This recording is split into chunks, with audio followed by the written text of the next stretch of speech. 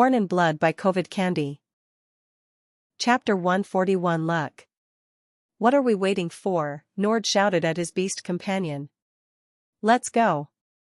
The delinquent yanked his beast's fur forward, making the bat stumble unstably, awkwardly unfurling its skinny wings and lurching over the dungeon cliff with an angry hiss at its rider. Nord nearly fell off the damn beast, hugging the bat's mane with all his strength as he plunged towards the earth, screaming his lungs out with curses. Nive laughed wholeheartedly hearing the boy's desperate cries. She looked towards Nessa. Well? Go. What are you waiting for? Nessa fumbled nervously for a second. She looked towards Rin. Can you go first? Rolling her eyes, Rin, as though she already had experience riding an aerial beast, controlled her bat and made it fly with precise movements. Watching her go, Nessa mustered her courage and mirrored her actions. Soon enough, she was soaring through the air with an elated smile. Meanwhile, Liam looked over his shoulder. His squad was a short distance away, but they all managed to figure out how their ride works. Bolts of crimson lightning spread through the churning clouds like cobwebs. More than once, Liam and the rest were nearly struck down, but narrowly missed. Shifting his attention to the citadel, Liam estimated it would take at least 5 to 6 days to arrive there.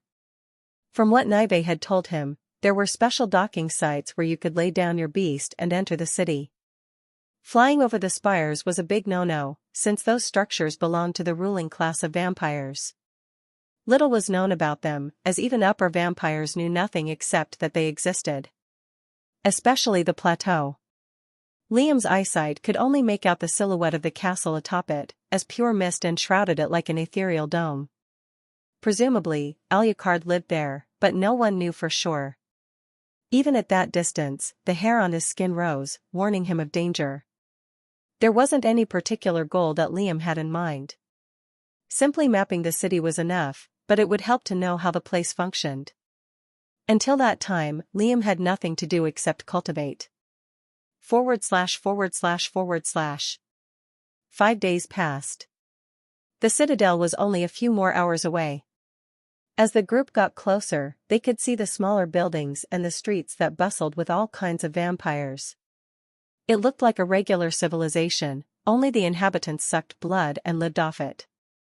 Not all vampires were practicing blood arts. Some were strong, yet weren't built for fighting or killing. Structures closer to the plateau looked much more grand, while those built towards the borders were more mild-looking. Liam put on his hood. Other than their group, there were hundreds of others that rode on blood bats. Most of them followed a particular trajectory to land within the city, a runway of sorts paired with countless stations, tall poles for the bats to hang off of and grip. The space was dark and provided shade for the blood bats to sleep in until their owners returned. Follow the line and put your hoods on, Liam transmitted to the rest. They responded with a quick nod, merging with the swarm of screeching bats that filled the air. Rounding up the runway, Liam lowered his beast and slowed it down.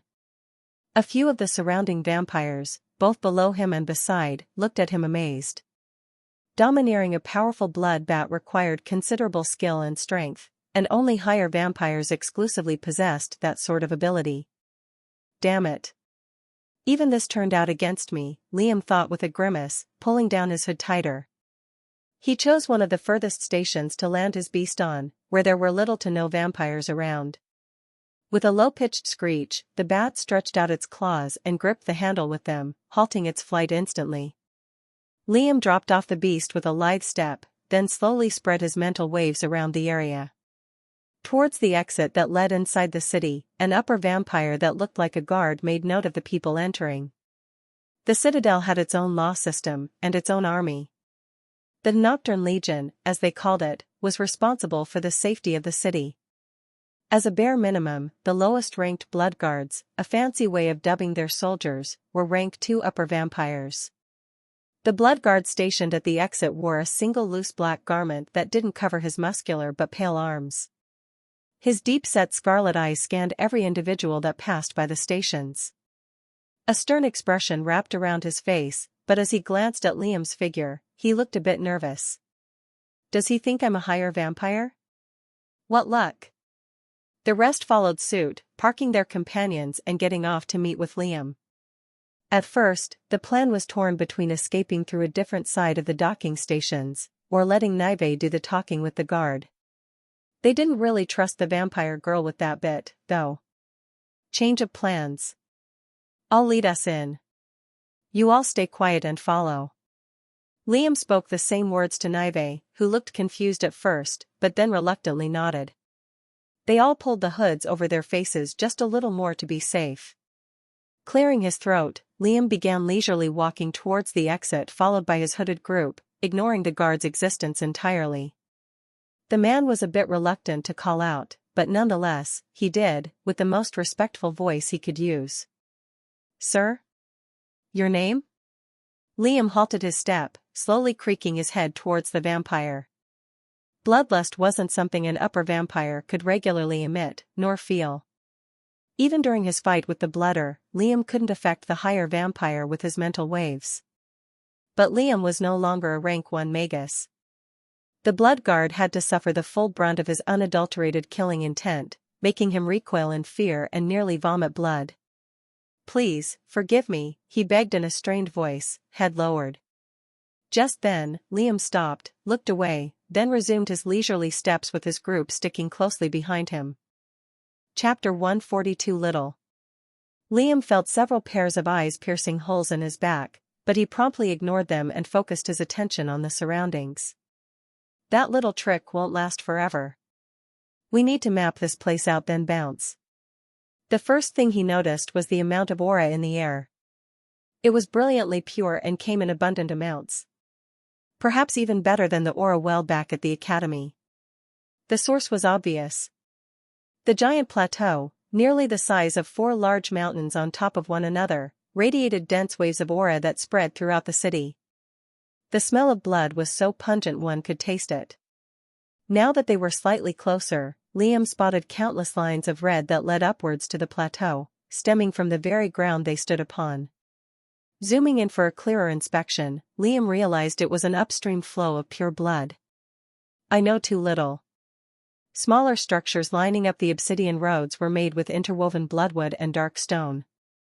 They were jagged and unruly in shape, with nocturnal creatures hanging off every corner they could find. Swarms of bats flew overhead and chirped, blood-eyed rats skittered around dark alleys. There were a few vampires wandering around here and there, but they looked relatively normal, if one could call them that. Loitering around as a group will eventually garner attention, but splitting up has never been a good idea.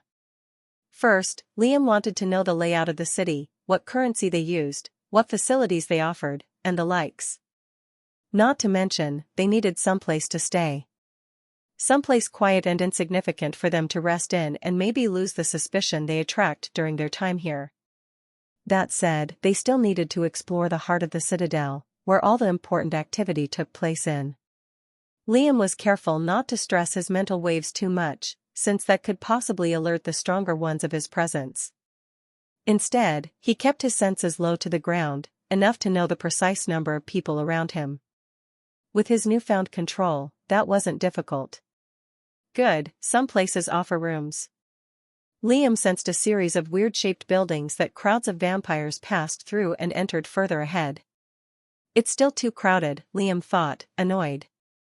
What's the goal? Nord whispered as his vigilant gaze scoured left and right. Liam realized he'd gone silent for some time. Sensing no one around to eavesdrop, he explained firmly.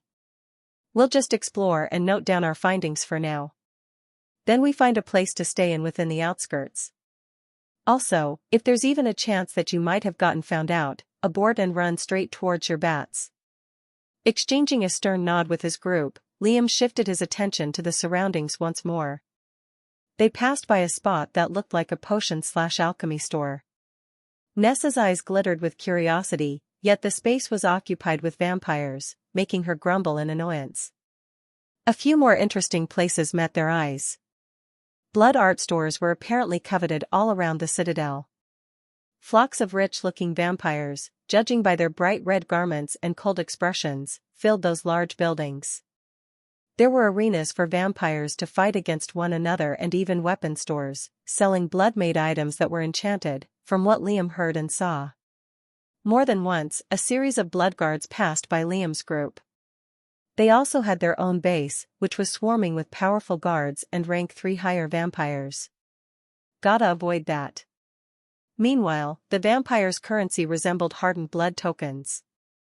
The purer the blood, the more valuable the token. As they traversed the streets, Nive asked if she could split off and do her own thing, but Liam firmly denied her request. I only have a little bit of blood tokens saved up. Can't you let me enjoy myself? Well, that solves our money problems, Liam thought derisively. Eventually, Liam decided to call it a day and headed away from the main attractions, moving towards the outskirts where the number of people dimmed and the air grew a lot more eerie. Around dark alleys, sketchy-looking vampires hid, presumably looking for a victim to rob. Liam's group of 5 didn't look weak at all, and no one dared to attack. Eventually, they arrived at a rundown triangle-shaped building, lined beside small houses. They muddled through the circular entrance to see a pale, wrinkly, unkempt old hag crept up behind a counter. A welcoming expression gripped her indifferent face, but her weak nexus tingled when she glanced over at Liam. She began with a respectful greeting, but received none in response. The short one wearing black walked over, his face obscured. 1 room, how much for 1 week? 10 tokens, the hag responded, unsure whether to increase her fee or not. Liam took out 10 circular blood tokens from under his sleeve and threw it on the woman's desk. A grumble sounded behind him, but he ignored it. The old hag suppressed any annoyance from appearing on her face, picking up the tokens with a forced smile before handing Liam his key and directions to the room. Making their way to the room, they quickly realized it wasn't much. It was lit by a single blue flame fixed above a dirty bed, and denied them the chance to practice their specializations due to the limited space. I choose the bed, Nive proclaimed, already settling below the blankets and beating Nord to the punch. Rin gestured to the corner and claimed it, silently cultivating as she faced the wall. Nessa looked uncomfortable with how the room looked. Too dirty for your tastes, your majesty, Nord teased, sarcasm dripping from his tone. Nessa scowled, her cheeks getting a bit red with anger. Not all nobles are rich, idiot. Are these the living conditions you're used to? Nord shrugged and picked a corner to lay down in. Not like I ever had a choice. Chapter 143 Hunt. The blood guard overseeing the Bat's docking stations couldn't shake off the encounter he had with the higher vampire. Higher vampires had a reputation of being proud, haughty, and arrogant pieces of work. Despite nearly killing him, he knew his troubles wouldn't end there. If anything, he might even get relieved of his duties and executed just for not recognizing authority. A brutal society it was. A giant blood bat, a pack leader, shadowing the skies and slowing over the runway brought the guard out of his musings. He cursed loudly. Another higher vampire. The man watched as a broad-shouldered, ruby-haired, and cold-faced lady gently got off her beast and began walking towards him. Instantly, he lowered his head and made way, but that remark didn't go unnoticed by the woman. What's wrong with you? She questioned, making the guard curse his fate once more. And nothing, ma'am, the guard fumbled and shifted uncomfortably in place. The woman scowled, leaning closer. Tell me. Now. Letting out a short sigh at his sealed fate, the guard spoke with a reluctant tone, mentioning the specifics of his disrespectful encounter with another higher vampire. As the blood guard spoke, he realized the woman's expression was growing more and more enraged. He knew he had only a few more minutes of life remaining. There isn't any scheduled visit from a legionnaire except me. What did he look like? Huh? I didn't see his face. He wore black and was together with 4 others. Ma'am, he made me cough blood. Was that not a real legionnaire? The woman frowned. Saying nothing, she stretched out her right hand. With an eerie caw, a large crow with beady red eyes split the air from above and perched on her arm. Shifting her gaze to it, she spoke one word. Hunt. /////. 2 days passed. Liam slowly gathered intel regarding the city, leaving the inn alone and sticking close to the shadows. The city ran through magical constructs powered by blood themselves. They were basically imitations of normal inscriptions and formations, only weaker and more primitive. It helped that his presence concealing ability had been enhanced to an amazing level. Even his smell was hidden. That didn't stop a few daring hoodlums from attacking him. They were dealt with shortly and their nexus were stored. Other than that, his findings were satisfactory. In short, the citadel was ruled by 10 large families, further emphasized by the 10 giant spires erected around the plateau that nobody could get within 200 meters of. They were oligarchs whose combined wealth presumably rivaled that of Icorian royalty. The political system was similar to the nobles back in Ikoria, only here, authority was considerably more iron-handed. Higher vampires were called legionnaires, and they were greatly respected and known.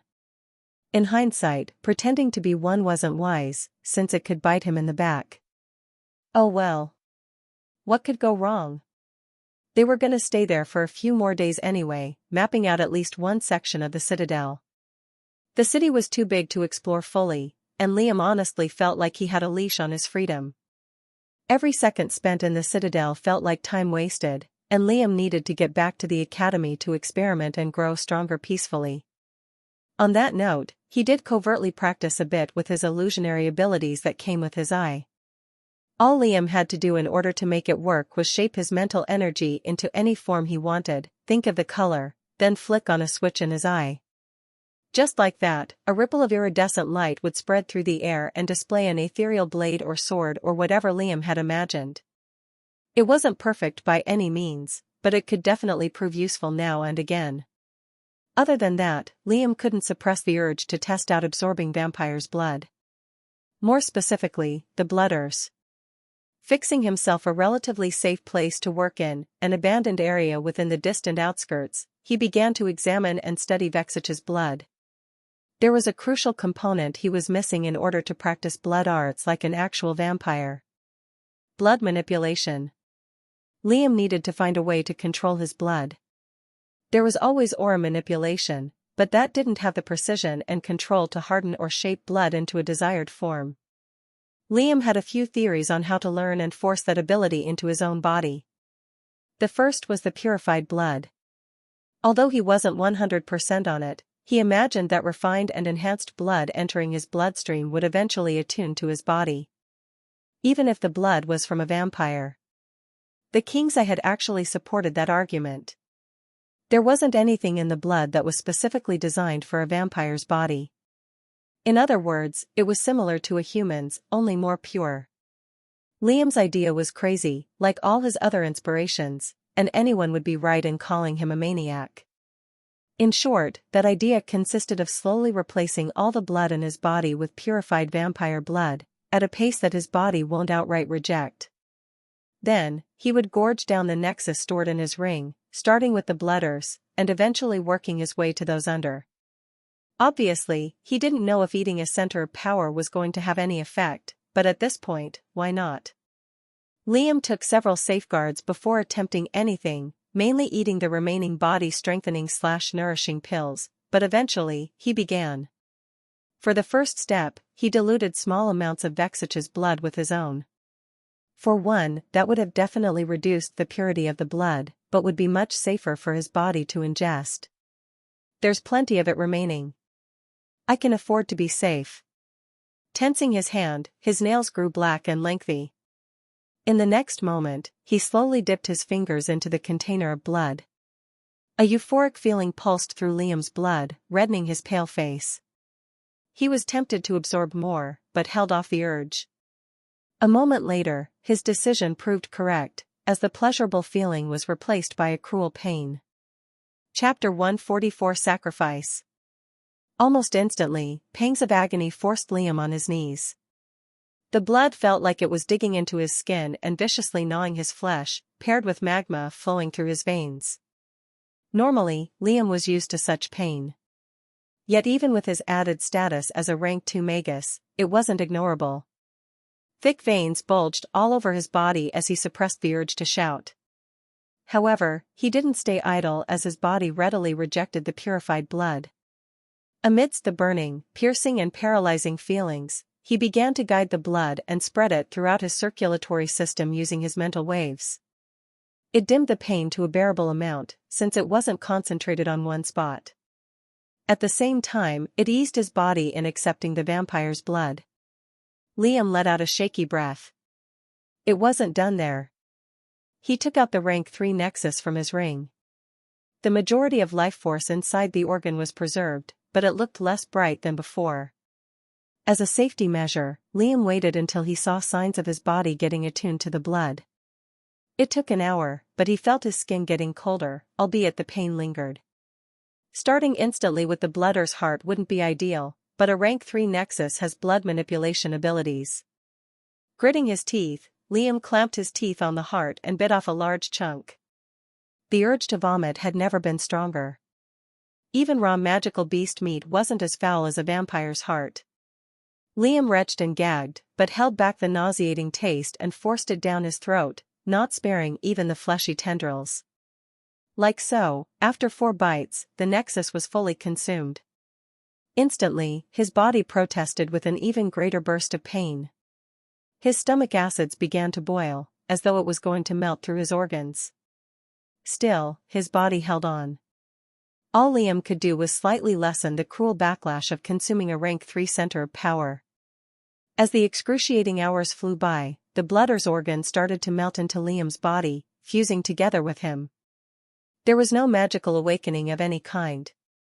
At least, not instantly. However, Liam could feel a difference with the refined blood he absorbed. It was like he formed an extremely faint connection with it. Despite the pain, an ear-to-ear smile formed on Liam's face. It worked. Somewhat. The connection was too faint for Liam to control or know what to do with. I have to strengthen it.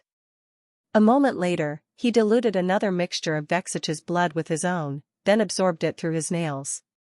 The same horrible pain ensued, forcing Liam to lay flat against the stony floor, grunting and groaning. As it subsided, Liam felt the connection ever so slightly strengthen. A moment later, he took out another nexus.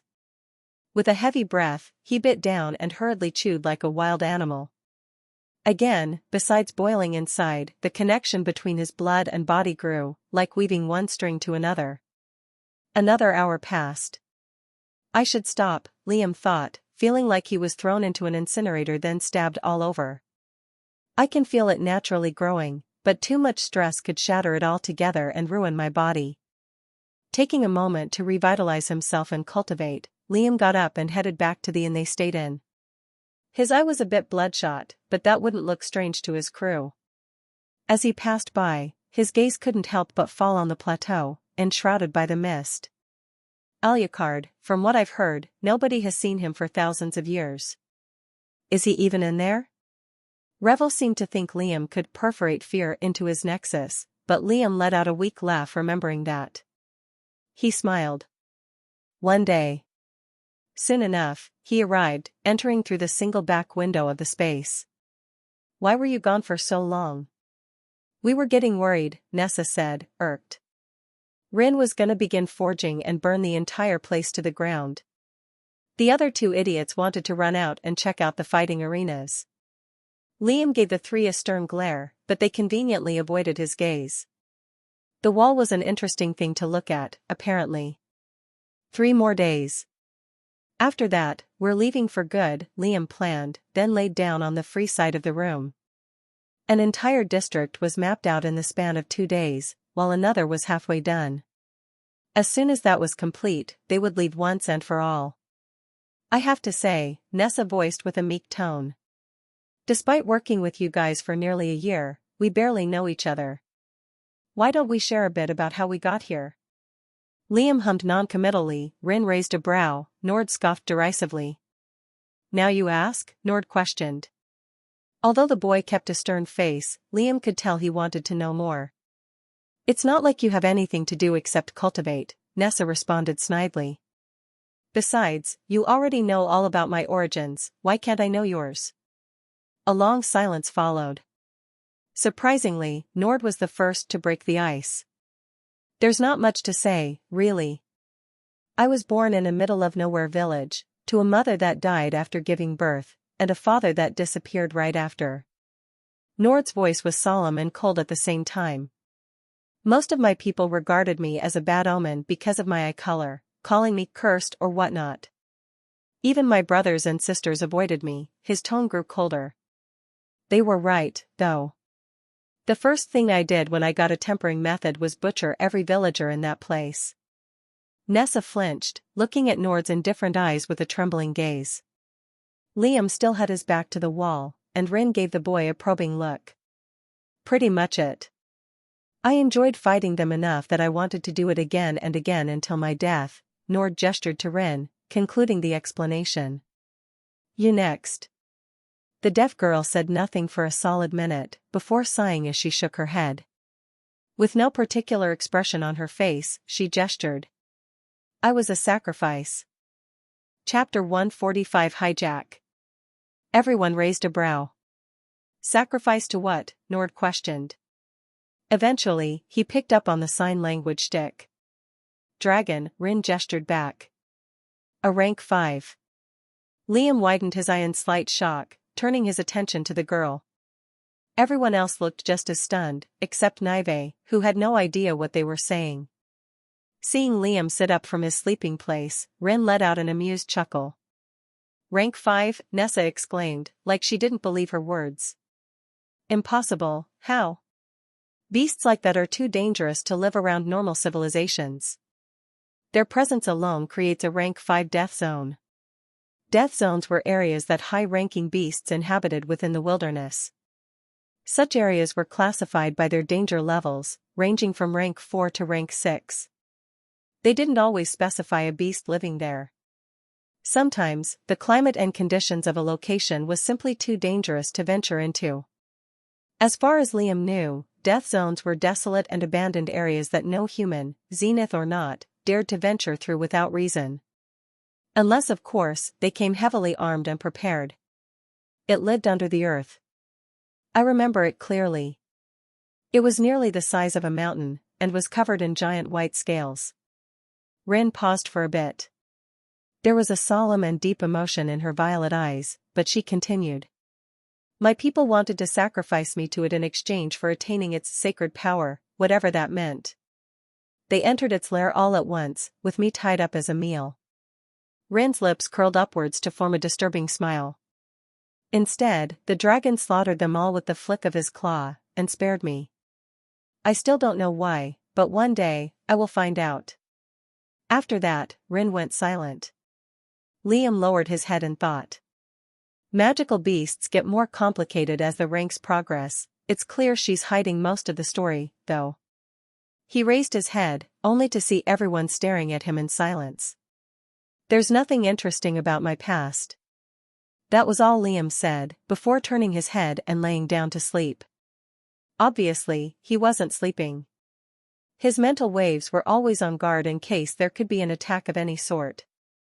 Come on. Nord said, disappointed, give us something more than that. A long silence followed, making the group think Liam wouldn't respond. They were about to move on, but Liam spoke. Stars. I want to touch the stars. He owed them that much at least. Nord nodded in silent approval. Rin raised her brows, and Nessa was taken aback. /////. The next 3 days passed swiftly. The group discreetly investigated different parts of the citadel with seemingly no difficulty. Liam resumed his schedule of absorbing blood, eating a nexus, and resting. Something he added to that was killing hostile vampires that lived in sketchy back alleys. They were basically criminals, and no one would even care that they went missing. Meanwhile, Liam's connection with his refined blood grew to a decent amount. More than 1/15 of his body was now attuned with that liquid. Eventually, Liam decided to test it out. Forming a tiny vertical cut on his palm, he tried to manipulate the blood without the usage of aura. Nothing happened. Blood simply gathered into Liam's palms and continued to flow, making him disappointed. He increased his consumption of Nexus, even eating 2 per day. Liam was intent on eating even more, but held himself back in case it had a dire effect on his body. After the eighth heart was consumed, Liam focused on the newfound connection he had with his blood. Slowly, the liquid changed shape. It twisted and turned as Liam arduously shaped it too. It was a bizarre feeling, manipulating his own bodily fluids, like moving a limb without any bones. Unfortunately, Liam lacked the ability to harden his blood like a regular blood arts user. In time, that would change. Soon enough, the 3 days were over. Liam left his workshop, which was really just an abandoned chamber in the outskirts, and headed shot straight towards the inn. As he made his way, a cawing noise entered his ears. He shifted his gaze above. A raven had its beady eyes fixed right on Liam's, circling above his figure. Liam grimaced. "Have we been found?" Slowly, he lowered his head. A second later, his hand blurred, and 3 needles shot at the raven's body, piercing through it and exploding into dense gas. It let out a screeching caw, then desperately flapped its pierced and corroding wings to escape. Instead, it plunged to the ground, where Liam promptly severed it in half with his short sword. Blood splattered on the obsidian floor. A long distance away, a ruby-haired woman surrounded by armored blood guards opened her crimson eyes with a churning anger. "Eastern Gate, near the outskirts. Go. .. Liam cursed loudly at his complacency. He instantly changed direction and started to run towards the north. Meanwhile, his legs started to transform into dark mist, making him look like a blurry wraith. At the same time, he spread his senses fully. From the north and west, he could feel distant groups of blood guards converging on his location. In the distance, even armored blood bats were rapidly flying to his location. Damn it! We can't even head back to our rides. Taking out his jade, he instantly connected it to Nord's. A second passed, and it flickered to life. Yeah. We've been found. Quietly leave the inn through the window and avoid the blood guards. Meet me on the north side where the bats pass through the runway. Liam's undisturbed voice gave the others a level head to think calmly. Even Nessa didn't panic. Without pause, the group put on their hoods and left through the back window one by one. Despite being focused, their hearts were uneasy. They were still young, after all. Dying in a foreign land wasn't part of their plans. Meanwhile, Liam rounded up a large obsidian tower and climbed it with wide strides. 10 handspans above, a swarm of blood bats flew past. The runway was, as he thought, swarming with vampires. From the high vantage point, he could see 20 soldiers waiting for anyone suspicious. Running away on foot was definitely impossible, thus, Liam had a different plan in mind. How do I hijack a bat midair? Chapter 146 Chase. Liam watched with furrowed brows as blood bats tore through the air, a cacophony of screeches ringing through the air. He needed to subdue one, and fast. It wouldn't be long before they were found. He kept himself hidden pretty well, but the armored blood bats over the skies were rapidly combing the ground. They were pretty damn fast, too.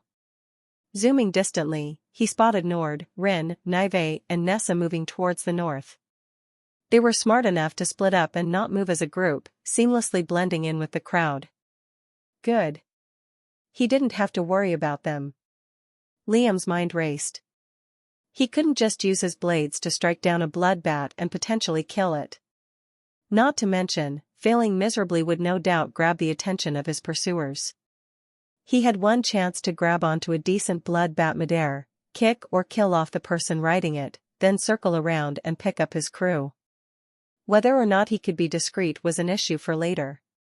Heaving a sigh, Liam closed his eye and dimmed the noise around him, honing his focus to a blade's sharpness. Absolute serenity calmed his mind, dispelling any paranoid or anxious thoughts. When he opened his eye, he wasn't worried anymore. Slowly, Liam cocked his body just below the tower's tip. Simultaneously, the layer under his skin hummed, tightening his already tense muscles.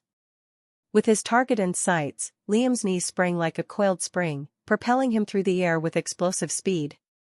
He must have miscalculated the strength in his body, since he reached a height of 16 meters in less than an instant. At the peak of his ascension, Liam felt as though a lightning bolt was about to tear through the churning clouds and strike him back down. Thankfully, no such thing happened. But, what goes up, must come down. Liam began to plunge rapidly, like a torn kite falling down, guided only by the gales of wind.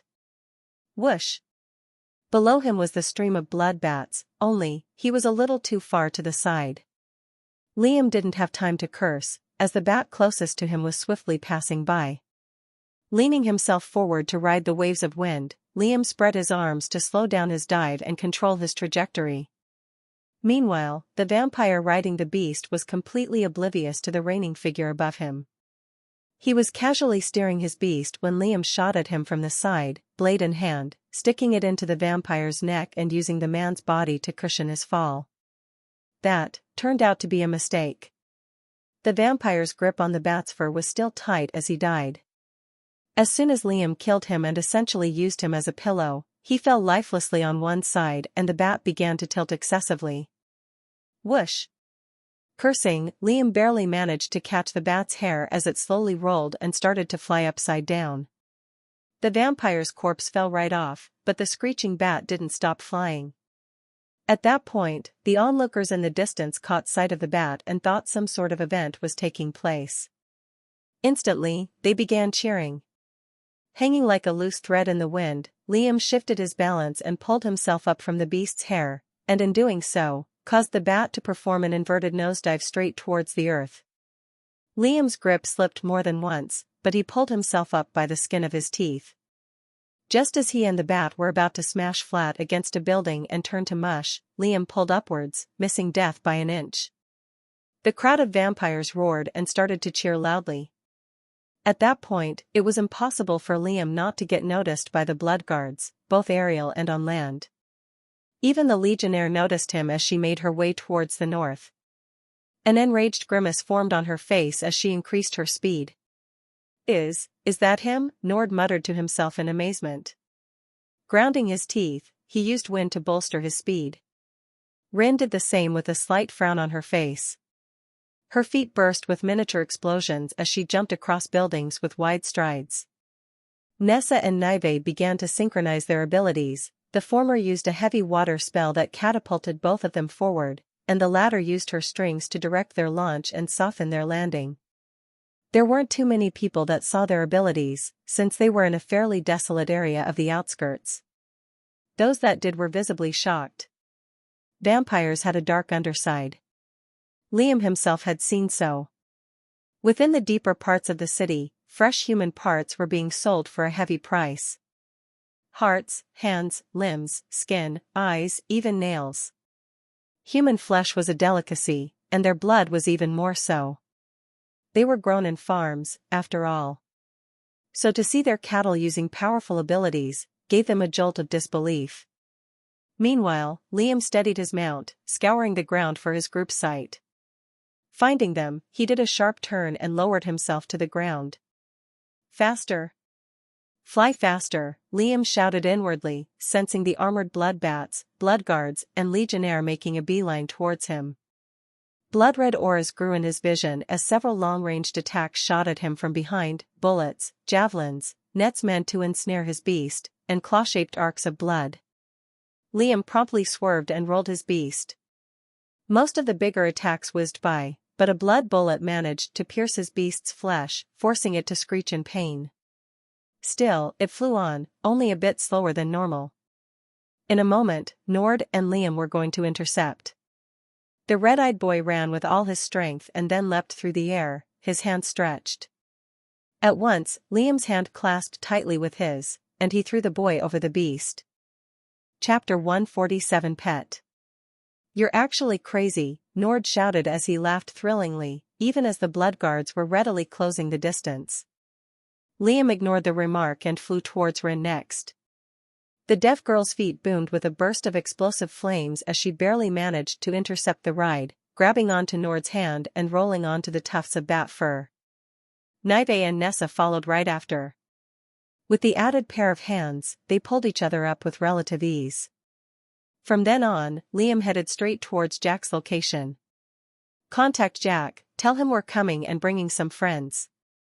Liam's voice was disturbingly calm, but that only instilled confidence in his group. Nessa instantly took out her jade and did as he instructed. Tailing them not far behind were about 24 armored blood bats, with a tall, mean-looking lady at the forefront, standing atop her beast. "We're dead.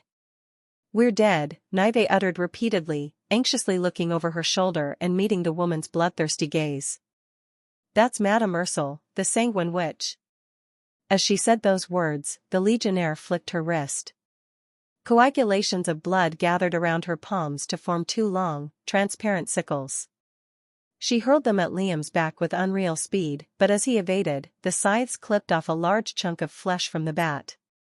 The beast let out another screech of pain, its speed dulled once more. Meanwhile, Liam's eye held a dark light as he swerved his ride and barely dodged the flurry of attacks shot at them. "If I eat another rank 3 Nexus, won't my blood manipulation get stronger?" Nord and Rin blocked most of the attacks aiming for the bat's main body, but the blood guards shifted their attention to the wings. Liam looked over his shoulder as his group struggled to defend against the tide of vampires. Nord used most of his spells to push back the assault, his face growing slightly paler. Nessa was in the same boat, but she gulped down an elixir and resumed shooting streams of water from her hands.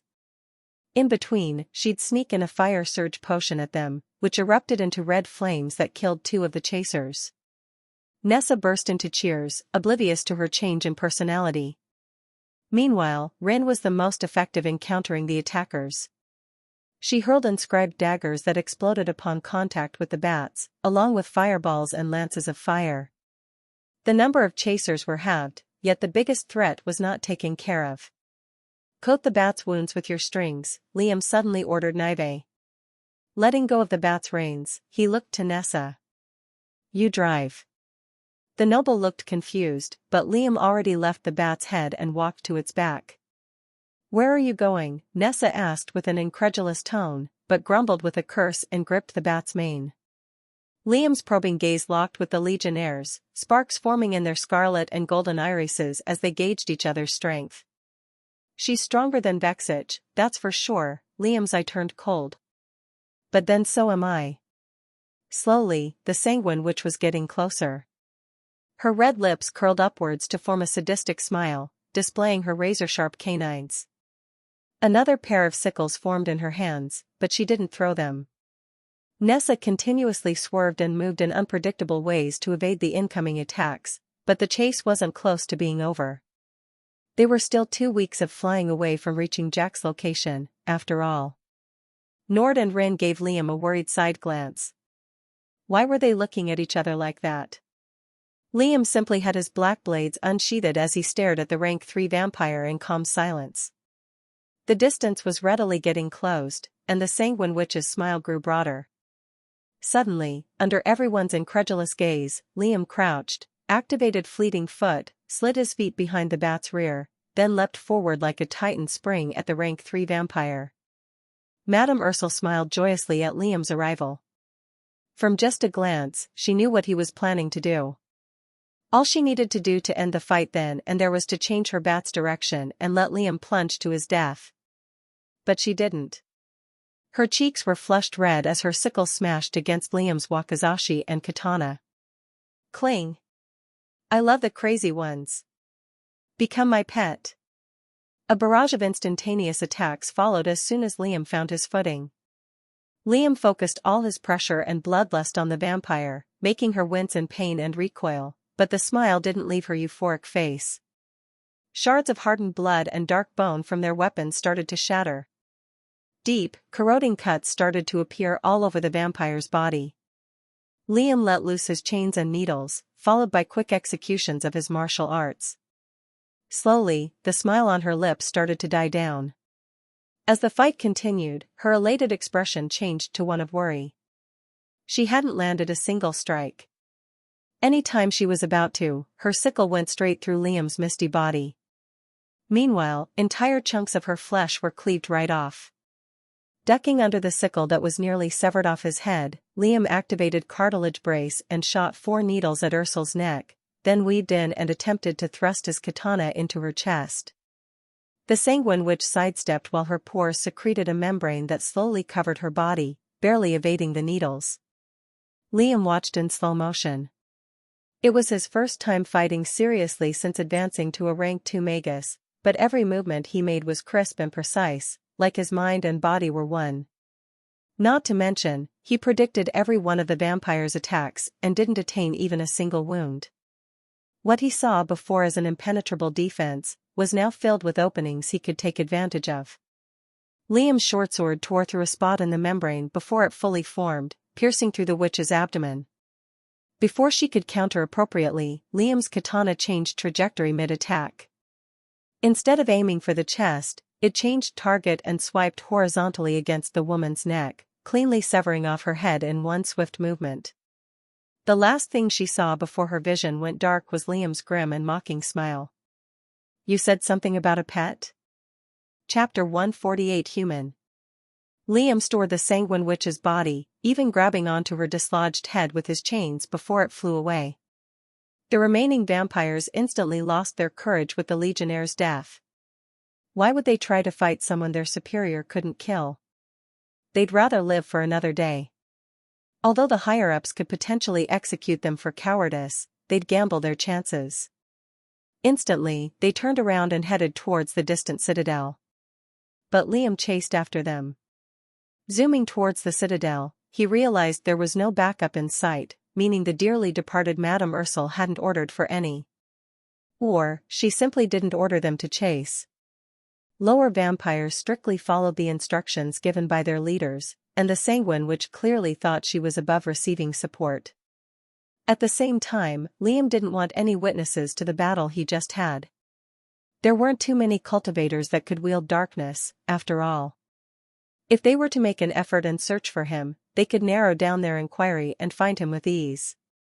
If that were to happen, Liam didn't doubt he would be used as a pawn to soothe things over. Not gonna happen. As Ren, Nord, Nessa, and Nive went one direction, he went the other, trailing after the remaining 5. Liam was atop an armored, peak rank 3 blood bat, and its speed was way faster compared to the others. In a flash, he soared towards the nearest vampire, whose already pale skin grew even paler, swiftly launching 3 needles into each wing of the beast it rode. Liam's aim was on point. The needles tore through the skinny membranes between the bony wings of the bat, then exploded, corroding through and making it lose the ability to fly. Only the main body of the bats were armored, and their wings were freely exposed. The vampire's screams and the bat's screeching eventually faded as they both plunged downwards, consumed by the thick layer of fog enshrouding the ground. Liam's vertical iris constricted, shifting between the other 4. "What are you?" one of the vampires shrieked as Liam pulled up behind it, shooting another barrage of needles that clipped the bat's flying ability. The other 3 were dealt with in a similar fashion. All they could do was throw random attacks in a panic, but they were too distraught for any to land. Liam swiftly retrieved 2 of their corpses midair before they tumbled down, then began flying back to his group. "I have a good amount of vampire hearts left in my rings. With the witches, my blood manipulation prowess could even double. I'm not even done with draining Vexich's body, too." A smile formed on Liam's lips despite the dire circumstances. There was much to be excited for. /////. Crimson lightning struck the mountain peaks, between and below which 2 blood bats flew with a short distance between them. Soon enough, Liam caught up with his group. At first, they were prepared to attack him, thinking he was the witch or some other legionnaire, but quickly realized he wasn't. "You crazy bastard," Nord shouted, not bothering to hide his amazed and loud voice. He laughed. "You keep taking all the glory." Rin shook her head in defeat. In a way, she imagined that Lawrence's strength was a little above her own. Now, her previous thought of him becoming a rank 2 magus wasn't too far-fetched anymore, yet she had no way to confirm it. "I'm surrounded by crazies, every single one of you," Nessa uttered under her breath as she maneuvered her mount. Nive was just thankful she accepted Liam's offer, remaining silent and avoiding his piercing gaze. "What happened to that woman?" Nord eventually asked over her shoulder. "We couldn't see because of the fog and growing distance." Liam said nothing and simply maintained some space between him and his group, cultivating in silence as the soft gusts of wind pulled his hair back. In truth, he took a slight gamble when performing his little stunt. He wanted to keep the rank 3 nexus without his group members having any right to ask for it, but he underestimated just how fast he dealt with the Legionnaire. "She fell off," was all Liam responded with. .. The 2 weeks of travel passed quickly. At one point, Liam had taken his group under the witch's bat in order to reach their location faster. During the time period, he couldn't do much except eat, cultivate, and keep a lookout for anyone trailing them. Thankfully, they were far enough from the citadel. Even if anybody was following them, it would take a similar period of time for them to meet up. On the way, Rin began to mark and jot down the various farms and feeding grounds they passed by. There were too many to count. Liam made sure to fly low through the Blooders' territory, so as not to alert the other domain rulers. Though, I could use another rank 3 nexus. Liam shook his head. He was being a little bit too ambitious. Settling for what he had was enough for the current time. Eventually, they reached the foggy cliff where the Corson lands met the blood-red sea. Liam parked the bat just before they went through the misty areas. They would walk the rest of the distance on foot, since the bat was a little too big to fit inside the boat. Before they passed through, Liam exchanged a knowing nod with Rin. Upon entering the wraith-infested area, Rin simply hurled a simple fire lance spell that cleared open a path. Several shrieks rang out as the Willbreakers, the nickname Rin had given the ghosts, were vanquished. The group instantly passed through and climbed down the docking port where the ship was. "Took you all long enough," a voice complained. A moment later, a large form blurred, revealing the Darkwood ship with a slightly cranky-looking man atop of it. Looking at the disheveled, exhausted, and cold-faced youths, Jack realized he had it quite easy compared to them. His lips curled to an awkward smile. "Welcome back." Chapter 149 Cycle. As everyone entered the ship, Jack didn't waste a second and exited the cliff cavity, making a beeline towards Ekoria. Unrelentingly, the tumultuous waves were chaotic as ever, smashing against the Darkwood ship and swaying it unstably.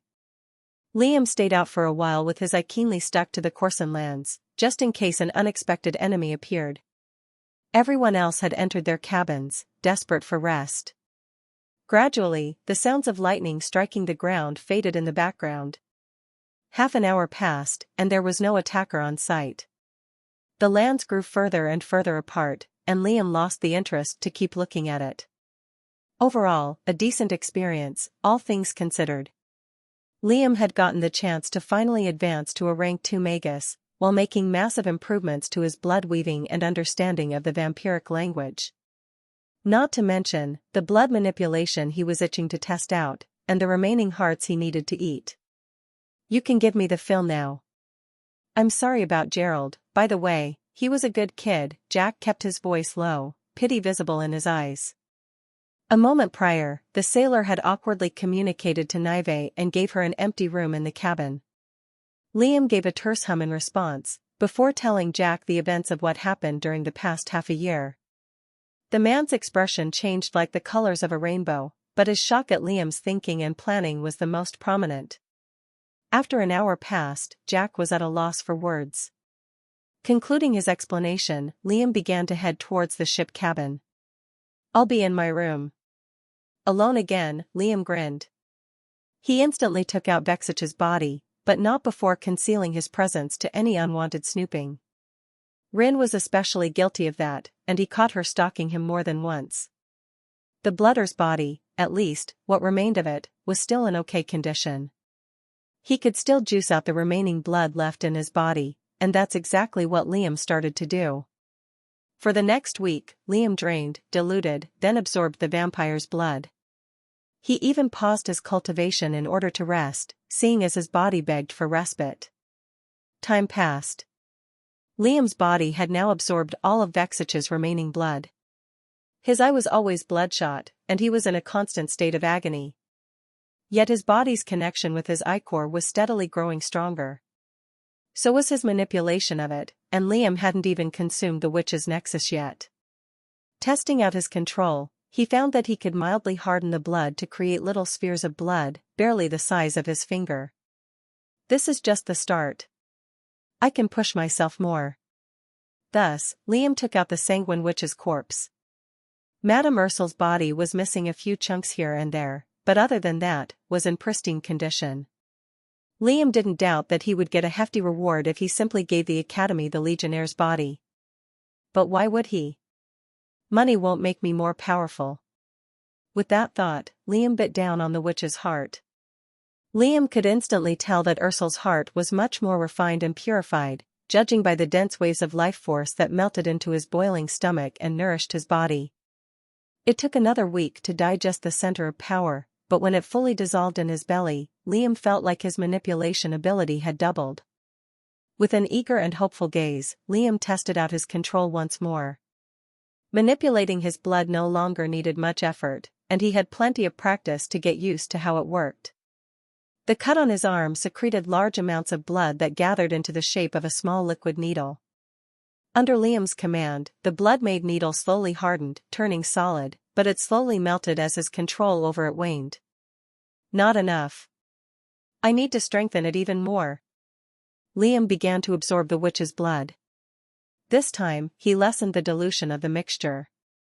He made sure to avoid going overboard, but that didn't stop him from testing out his limits. After an entire week and a half of cruel, terrifying pain that almost made him pass out, Liam absorbed more than 1/3 of the witch's blood. I need to finish draining the entire corpse before we arrive in Ikoria. There's only a few more days left. Again, he reattempted forming a blood needle, making a cut on his palm and repeating the process. This time, as it slowly transitioned from liquid to solid, the needle remained rigid and didn't fall apart. Exerting a bit of force on it, the needle shattered after Liam used a bit more strength. Liam heaved an exhausted sigh, but his determination didn't dare wane. With no psionic rune training to undergo, he had much more time to work on other aspects of his strength. Despite that, Liam paused his bodily and core cultivation, only doing so when his body was sapped of its strength, and pairing it with at least 2 hours of rest per day. He even suppressed the urge to forge and inscribe. Because of this, he was able to absorb what remained of Madame Ursul's blood. The result was extremely promising. Liam's regeneration capabilities had improved to an amazing level, having the time required for a deep wound to reform. He could even feel his body naturally revitalizing itself as the blood circulated through his veins. Taking a one-day break, Liam nursed himself back to health, just enough to continue gorging down the remaining vampire hearts. By the end of it, Liam was finally done with the cycle of absorbing and eating. Dark bags were under his bloodshot eye, and his face was whiter than milk. His bare body was covered with dried-off blood stains he couldn't be bothered to wash off. In a twisted way, he resembled a reverse vampire, except he didn't consider vampire flesh a delicacy. Fixing himself, Liam tested out his blood manipulation for the final time. This time, he didn't form any cut, simply willing the blood to seep from the pores of his hands. It did just that. Blood gathered and coagulated around his palms, gradually taking the form of a short sword and wakizashi. In an instant, it crystallized. As soon as it did, Liam swung once against the dark wood floorboard. To his satisfied delight, it cut off the steel-like material with ease. Chapter 150 Weather. Liam took a minute to inspect the state of his blood-made weapons after the simple attack. They were still in usable state. Albeit, they wouldn't last a real fight between someone of his level, but still. This whole thing actually worked so well. There were a few things that needed ironing out, though. For one, Liam instantly realized he couldn't regularly use his blood as a weapon. Although his bodily liquid becoming weaponizable was something unimaginably powerful and convenient, there was a limited supply of it. Unlike a vampire, who could pump massive amounts of blood in a moment's notice, Liam's human heart just couldn't do the same. Moreover, now that Liam's supply of vampire hearts were over, he didn't have a clue on how to improve his blood purity. Will it get better if I advance to the 4th rank? That seemed like the most plausible conclusion. Skin, senses, hair, general appearance, everything naturally purified itself as one went up the ranks. Still, the fact that his ichor could freely turn crystallized at any point was a massive upgrade. If I had to guess, it's at least at the rank 1 middle-tier level. Maybe even more, Liam thought, inspecting his blood-made weapons. What would happen if I started inscribing now? Right as Liam was about to take out the parchments from his ring, Jack's voice rang out from above. "We're here." Liam grimaced. Time went by real slow when he felt pain, but fast at any other. After taking a bath and changing into a cleaner set of tight, black-clad clothes, he exited and met with everyone else at the main deck. It was nighttime, and Liam took a moment to gaze at the stars, igniting his ambition to touch them once again. Meanwhile, Nive was still holed up inside the cabin, afraid she'd turn into ash as soon as moonlight touched her. I don't blame her. It's just sunlight reflected off the moon. Maybe it has the same effect. Nord had dark bags under his eyes. Ren as well. Looking at Liam, they quickly realized he had it much worse compared to them. He quite literally resembled a wraith, and they couldn't imagine the migraine he was going through. Nessa obviously didn't push herself as much, but it looked like she was investing more time in cultivation. Peering over the distance, the Icorian lands were readily getting closer, and so was the feminine figure waiting for them on the shores. Kalia, donned in her embroidered silver robe, with a slight smile on her lips. Ugh, I almost forgot about this woman, Liam thought, hiding a frown. On a closer look, he could gauge her aura much clearer now that he was a rank 2 magus. Iridescent energies flew around her figure, originating from her abdomen and body. So it was a tempering method of sorts. Something only royals use. That was interesting, but Liam doubted he had the jurisdiction or interest to find out. The ship lined the beach and dragged itself over the sand, and the gangplank descended on land. Jack descended first, followed by the others. They quickly paid their respects, but Kalia raised her hand to stop them. You all look tired, forget the pleasantries, Kalia stated, looking at the group's expressions. Even Jack looked exhausted, and he didn't even set foot on those lands. Jack has already given me everything I need to know. I'm sure you're all tired and need a good night's rest. Kalia smiled as her quiet gaze swept the group. Her golden eyes lingered on Liam for a brief moment, before shifting away. You can give me back the rings with all the resources you brought back, Kalia said. The group did just that. Don't worry, your rewards will be assessed and given once you arrive at the academy. All the lessons you've missed will be given in 1-to-1 sessions as well, and can accept the tests at any time. Lawrence, a moment, please? Liam made a slight nod. What does she want? Did she figure out my advancement? The rest gave him a suspicious look as they left while he and Kalia remained. Is there a problem? Liam asked. Kalia remained silent. She gave Liam a deep, probing gaze, then spoke with a slightly distant voice. Another student died. I remember telling you not to go to mainstream locations if it will cost another life. Not to mention, you got caught and nearly captured. Liam stilled any bloodlust or cold pressure by leaking from his figure. He shook his head. Another peasant died. Gerald had no family backing whatsoever, and the world has already forgotten him.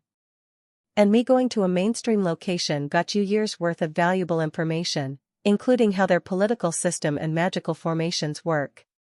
Liam wasn't done. Keyword, nearly captured. The vampires didn't even catch glimpses of our faces, and I silently killed off any that did. I took the necessary measures to keep the crew alive, and I always put the mission priority first. Not to mention, I literally brought back a live vampire. Liam had a hunch Kalia already knew that, though. She was probably just testing to see what Liam had in defense. Royals couldn't care less about the common population. If they did, the peasantry back in Ucladd would cease to exist. They had their own interests and priorities in mind. Kalia had an unreadable expression.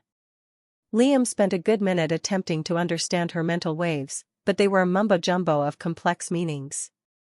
I really need to work on that. Reading minds could save me so much trouble in the future. I suppose so, Kalia said after a long silence, her gaze on the border of being cold. I only hope your loyalty will be bought. I don't imagine any other method would be effective in keeping you as an asset. At least she got one thing right. We will keep in touch. Your rewards will be brought to your dorms, but meet with the headmaster just in case. From there, Kalia headed to the ship to meet the vampire girl.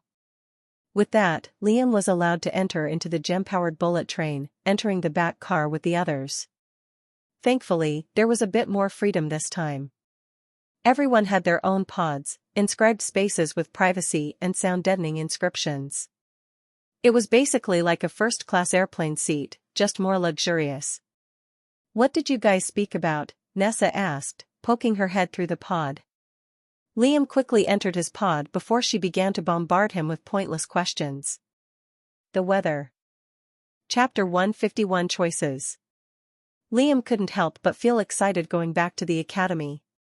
There's much to do. I haven't even begun forging something suitable for my prowess. I can probably match Rogan's blades now. Although the level of experience was vastly less, Liam had the king's eye. Not to mention, Rogan didn't have the cook method Liam had invented. Out of all his new advancements and progress, blood weaving was still the area he most improved in. Liam smiled just thinking about it. I'm also close to the middle stage of the rank 3 body. It'll take a week or so to get past that point. Liam remembered the House of Honor over the hole. I should be strong enough for that now, right? /////. A week passed. The train had finally arrived at the underwater terminal. Liam and the rest had promptly exited. There wasn't much that changed inside the academy while he was gone.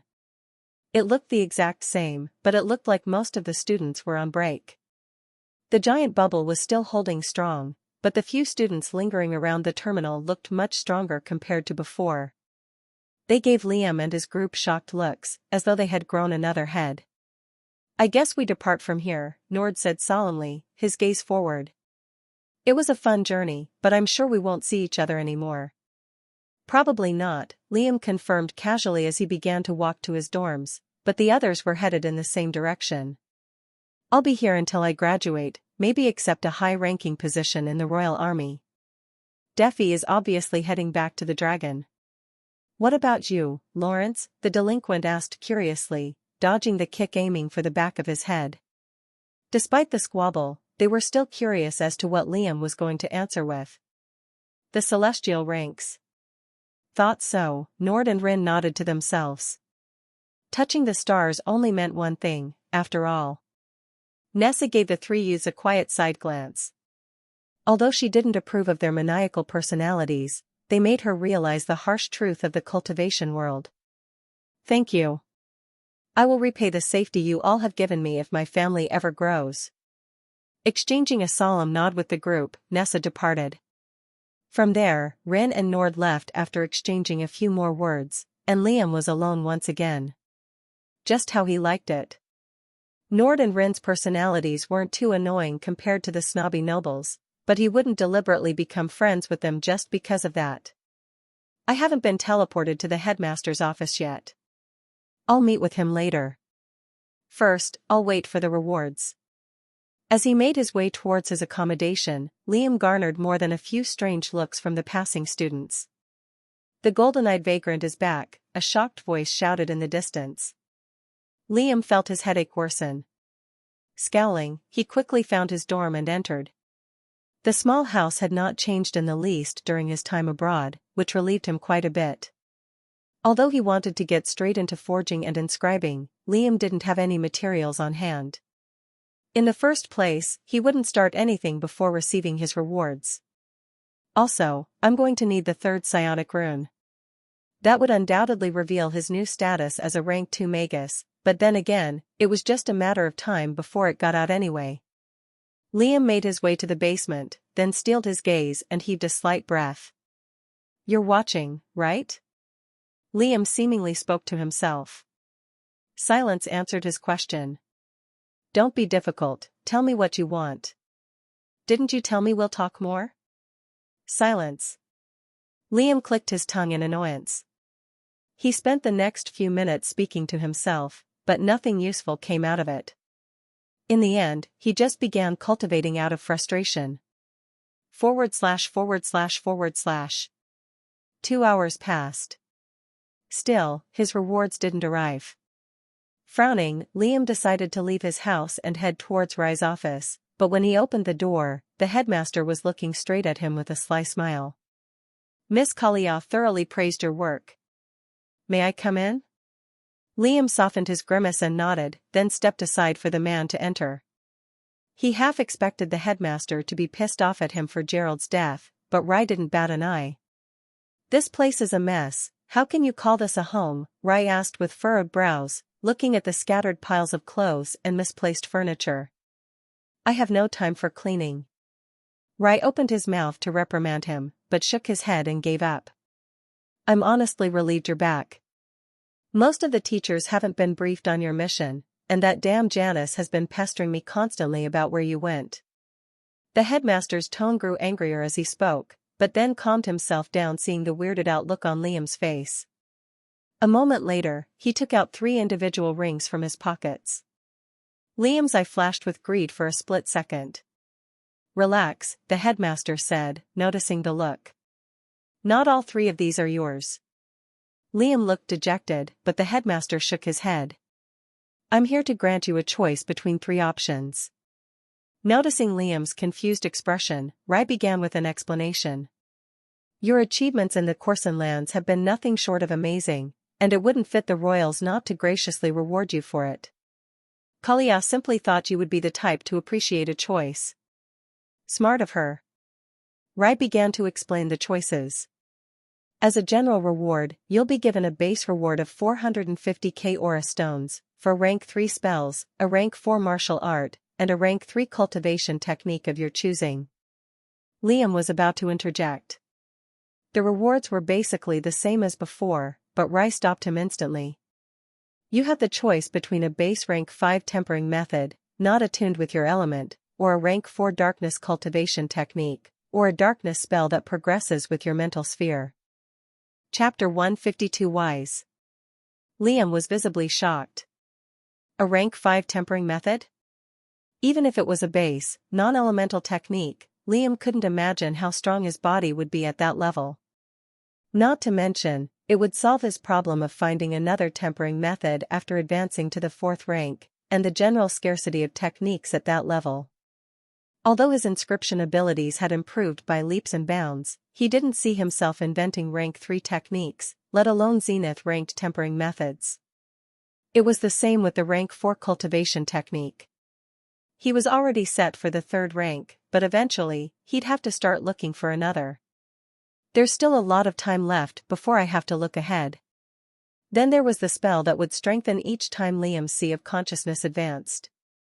It was obvious what he was going to choose. There was no doubt in his mind a spell that naturally grew alongside him was going to be the most useful down the line.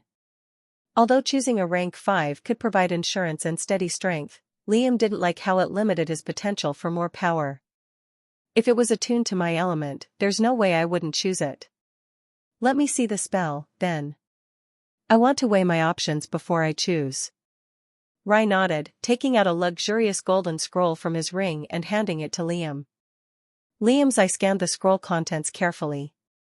The intricate diagrams were so complex, every line was thinner than a hair, and the complex meanings imbued within them were in seamless harmony. Even with the king's eye, Liam didn't understand how one could invent a spell so complicated. Amazing, was all Liam could think. Even the ink is etched into the scroll. At the top, the spell name was written in cursive Aquarian characters, along with a brief description below it. Shadow clone. Depending on the user's mental capabilities, they could summon a clone similar to themselves, made from a mix of gaseous, liquid, and solid darkness. Requires constant mental energy to control. Heavy usage of aura and mental energy. The number of clones could rise depending on the user's sea of consciousness. It will not last indefinitely, and requires a constant stream of mental energy to persist and hold together the construct. Liam's eye shone with glimmering lights. A spell like this can actually exist? His jaw went slack. You're quite lucky, Rai mentioned, his tone laced with hidden envy and regret. That spell has been gathering dust in the Academy's armory for years. If you were any less fortunate, they would have sold it for a giant amount of aura stones. Liam hid a mocking grin at Rai's jealousy, remarking the change in his mental waves as the old man expressed his regret. So that's what jealousy looks like. One of the layers in his mental waves slightly changed shape. Saving that for later, Liam started weighing his options. It's a no-brainer. Between this and the other spells, my battle prowess will reach the sky.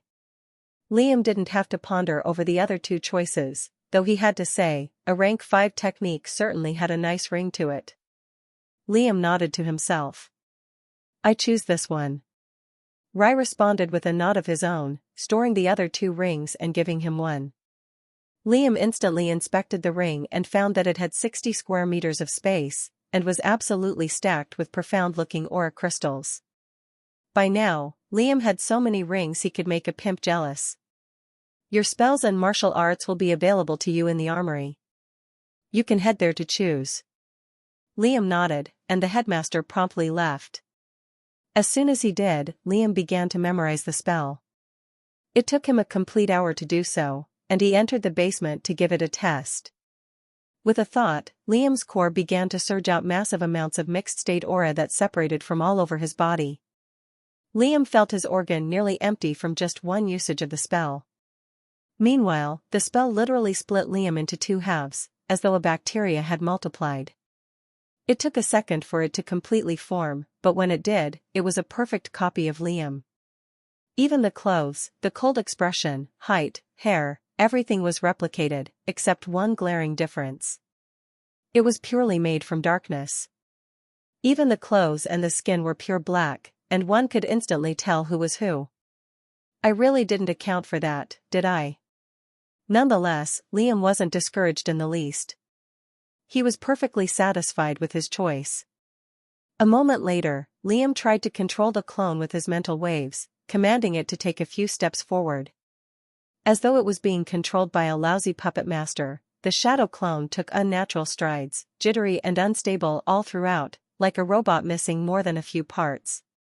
Liam felt a natural connection to the shadow clone, but his control over it was definitely lacking in all areas. Not to mention, it was feeding on his mental waves like a gluttonous pit, causing a bit of cold sweat to trickle over his brow. The real problem is how to use this spell in a real battle. First, I have to get good at controlling it. Enough that it could hold blades and support me in a real fight. Second is the appearance. If it wasn't purely darkness, it could easily disorient my target. Just then, something in Liam's mind clicked. Didn't he have illusionary abilities? Gulping, Liam coated the shadow clone with another thin layer of mental energy. After taking a minute to project his image onto the copy, Liam activated the king's eye. At once, the entire shadow clone resembled Liam near perfectly. There were missing details here and there, and parts of the image were missing, but other than that, the skin, face and other features were infinitely more Liam-like. Liam grinned. A wise choice indeed. Chapter 153 Challenge. Liam headed towards the armory after finishing up a few more tests with the king's eye. A few minutes after, the shadow clone simply fell apart and dissipated after his control over it waned.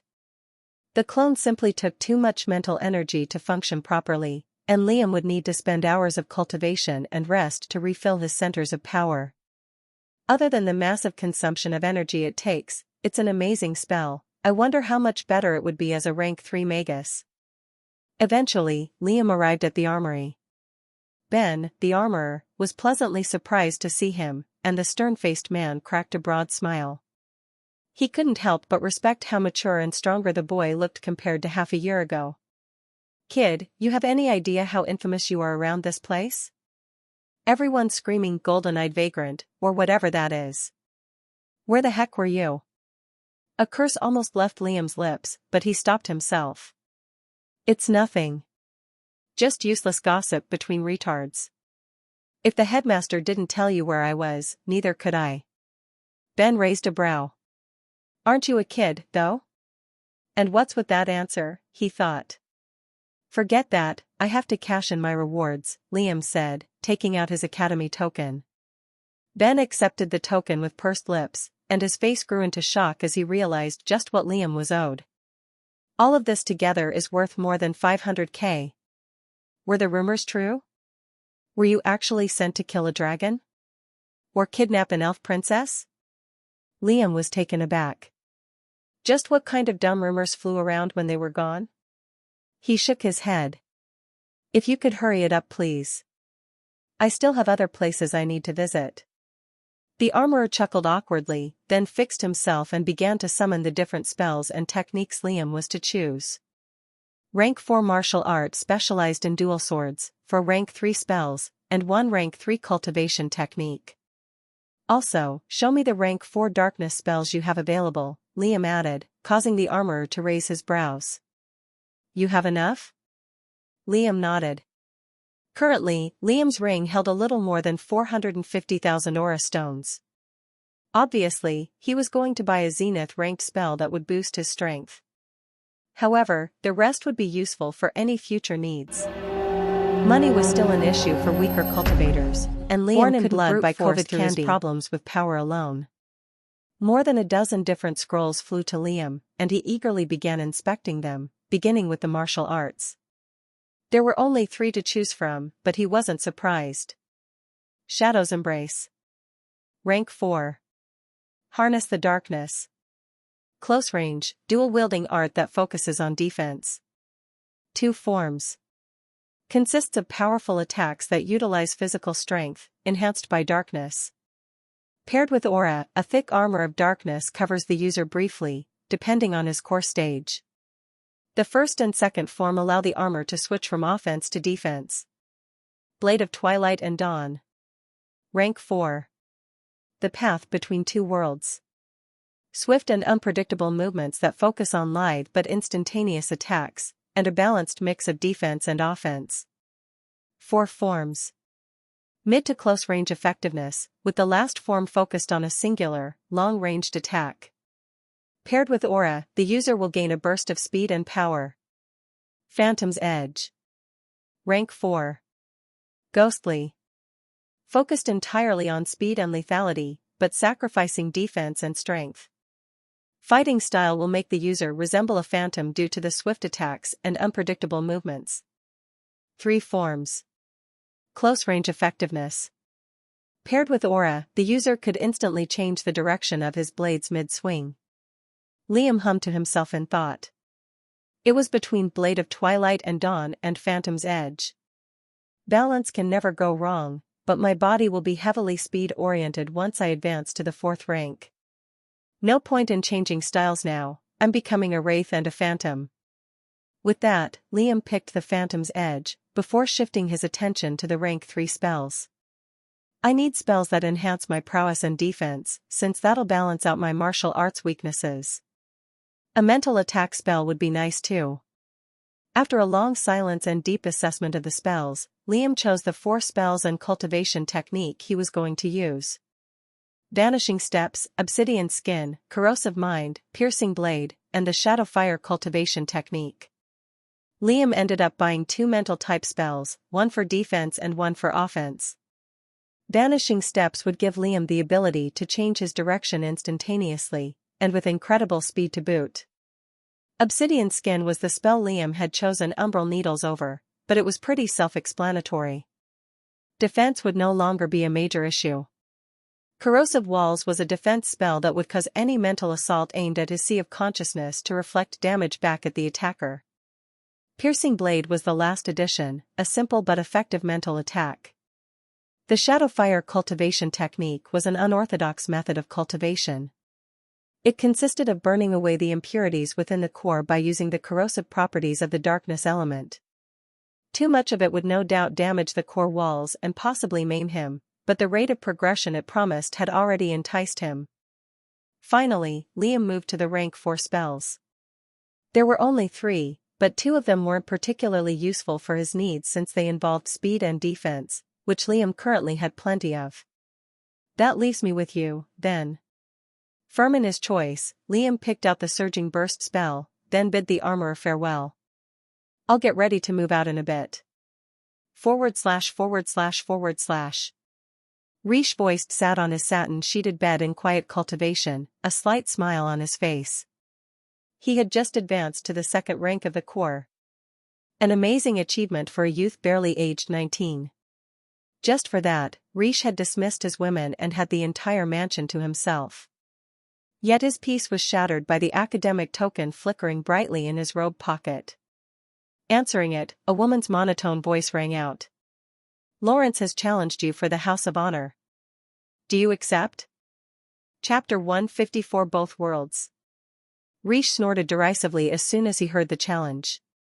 The so-called golden-eyed vagrant had been giving him a massive headache for the past month or two. Many students of the academy began to compare the two's achievements, and after considering Lawrence's age, they concluded that what the peasant did was much more impressive. Rish didn't deny it. Lawrence was indeed an amazing student that excelled in the cultivation journey. But so what? Despite coming from one of the richest and famous noble families in Ikoria, Rish still focused all his time on growing his strength, with the occasional indulgence in pleasure. Which meant he had the best of both worlds. Wealth and power. Backing and influence. As a profound parable, he even had two elements. They will know the difference between us, he muttered coldly under his breath. Glancing at the token, he spoke two words. I accept, on public conditions. The token flickered off on his words. At that moment, Rish took out a circular pill from his ring, golden in color with inscribed lines on its surface. Smiling, he threw it in his mouth and ingested it slowly. His core churned violently, but contrary to the pain Rish was going through, the gaseous contents within forcibly changed state into liquid. Rish was instantly entering a new substage. The voiced family specialized in alchemy, especially expediting the core advancements of the mortal ranks. The pill Rish had just consumed had been made by the family patriarch himself, a zenith-ranked celebrity. An hour passed and his core finally stabilized, making the noble smile. ////. Over the next few days, the academy was in an uproar. 3 of the strongest students had made an abrupt return, and the most infamous of them instantly challenged the House of Honor owner, a third-year student with a rank 2C of consciousness. That was absolutely crazy, especially since Lawrence was a first year, and by extension, a rank 1 magus. Yet somehow, the students didn't think it was so simple. Despite the classes being on break, most of the professors had an interest in coming to the event. Especially Janice, who had been relentlessly knocking on Liam's door for an inspection. Obviously, Liam pretended he wasn't home, but on more than one occasion, the battle prowess professor attempted to break in and find out herself. Thankfully, the headmaster intervened before his house was turned to rubble. The wager would take place in a week, and Liam had wholeheartedly put that time into practicing with his martial arts and new spells. The Phantom's Edge martial art was amazingly fast with its movements. Despite speed depending on the physical prowess of a cultivator, martial arts had the ability to strengthen and bring out certain aspects of their strength. Zenith-ranked techniques took that to the next level. Each stroke made the blades look near invisible, turning into faint black lines that lingered mid-air. There was still a long way before Liam could master it. He learned the basics of the art before pairing them with his new spells to get a good feel for his new fighting style. Though, he hadn't taken out the 3rd psionic rune from the armory just yet. I'll buy it right after the wager, along with magical beast parts and other items. I don't trust my restraint to stop me expanding my mind right before the fight. A week passed quickly. After a well-rested night, Liam showered and ate his fill, then donned his usual clothes and left the house. Instantly, his eye met with at least 50 students shooting him a variety of gazes. Some looked at him with contempt, others blushed as their eyes met his, and a few looked odd. Liam frowned. These people. Heaving a sigh, Liam began heading towards the battle halls. To his dismay, the crowds of students only grew bigger and rowdier over time. They followed a good distance behind Liam like stray cats and dogs, excitedly murmuring between themselves about the wager. Despite resting and taking off the stress on his mental sphere, Liam still felt a headache. Although he didn't think he would need all the spells in his arsenal, Liam couldn't go all out knowing there were so many eyes watching. He would hold off on using Shadow Clone or Surge Burst unless he was absolutely forced. The Binding Oath could only do so much, after all. Liam didn't put any trust into that mechanism. His own Binding Oath was wiped away due to the Kitsun's influence. What was to stop a Zenith from doing the same? Abruptly, the sounds of cheers and laughter brought Liam out of his musings. He had arrived at the battle halls, which was brimming with first-year, second-year, and third-year students. You really got yourself a following, don't you? Nord and Rin appeared beside him, broad smiles on their faces. Liam gave them an annoyed side glance. They're not my followers. Don't you two have anything better to do? Nord chuckled briefly in response, and Rin shook her head. I wouldn't miss this for the world. Even if you didn't challenge him, I would. Then again, that guy is already a rank 2 magus, so my chances of winning are slim. A path opened between the students as they noticed Liam approaching, like a parted sea. Further up and opposite to them was Rish himself, wearing his signature silver, oceanic blue, and azure robe, representing his wind, water, and ice. He was surrounded by a group of popular nobles just as rich as him, including a familiar face that Liam had spotted, the same girl that slapped him once. She looked at Liam with venom in her ruby eyes, but her existence was ignored. Maybe one slap wasn't enough. On the sidelines, nearly all the known professors had gathered around to watch the event. Even the headmaster was there, holding Janice by the arm like a leashed pet in case she wanted to join the fray. Nessa was hidden among the crowd as well, unable to help herself from coming to the event. Inwardly, Liam spewed countless curses, a dark expression on his face. The entire bloody academy was there. Despite the battle hall's giant size, it was jam-packed with nobles and peasants alike. All that was missing were the royals, and the circumstances would qualify for a corny bar joke. Rish's azure irises locked onto Liam's, and the former grinned. Chapter 155 Break. Liam's gaze narrowed. Perhaps he was being superstitious, but he couldn't help but feel uneasy for some reason. It definitely wasn't from the fight. Liam had complete confidence in his new abilities. Perhaps the age difference gave Rish a slight advantage, but that didn't matter too much. Even the dual elements didn't bother him. Nonetheless, the feelings lingered. It's just paranoia. Too many eyes fixed on me. Although the situation was the same when he fought in the regional power tournament, back then, he wore a mask. So that's what it is. Being seen by so many people at once. Everyone make way, Headmaster Rai shouted with a frown, instantly making the students disperse and create space. Putting those thoughts in the back of his head, Liam approached the center of the field, alongside Rish and the headmaster himself. Rooting for ya, Nord said from the back. Rin gestured the same. Liam, Rish and the headmaster huddled in the center of the field. Lawrence. You have challenged Rish voiced for the House of Honor. You may add nothing else as the initiator. I will judge fairly, as my binding oath demands, the headmaster clarified, before looking towards Rish. What do you ask of the challenger? Rish paused, a pensive look on his face. A moment later, he smirked mischievously. 5 of his highest-ranking techniques and spells. I get to choose. Rai nodded, then looked at Liam.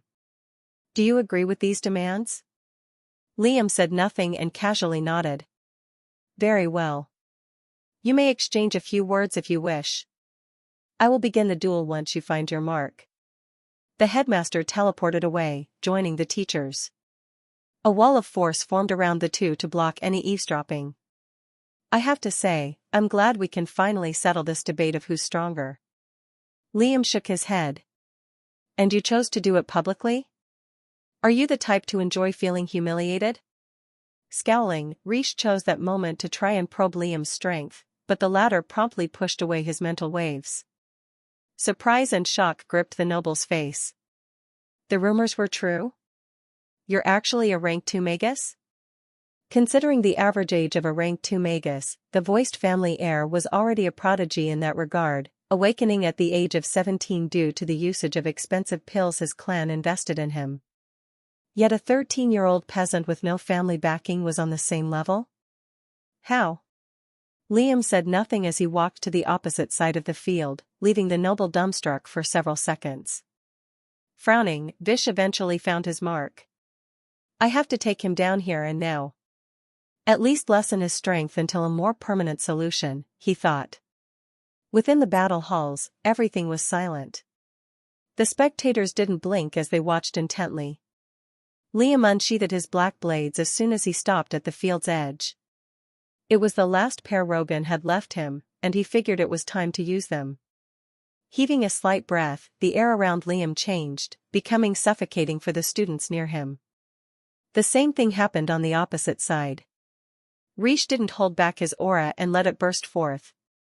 Wind and water gathered at his hands and merged, freezing into two lengthy but sturdy ice spears as tall as his body.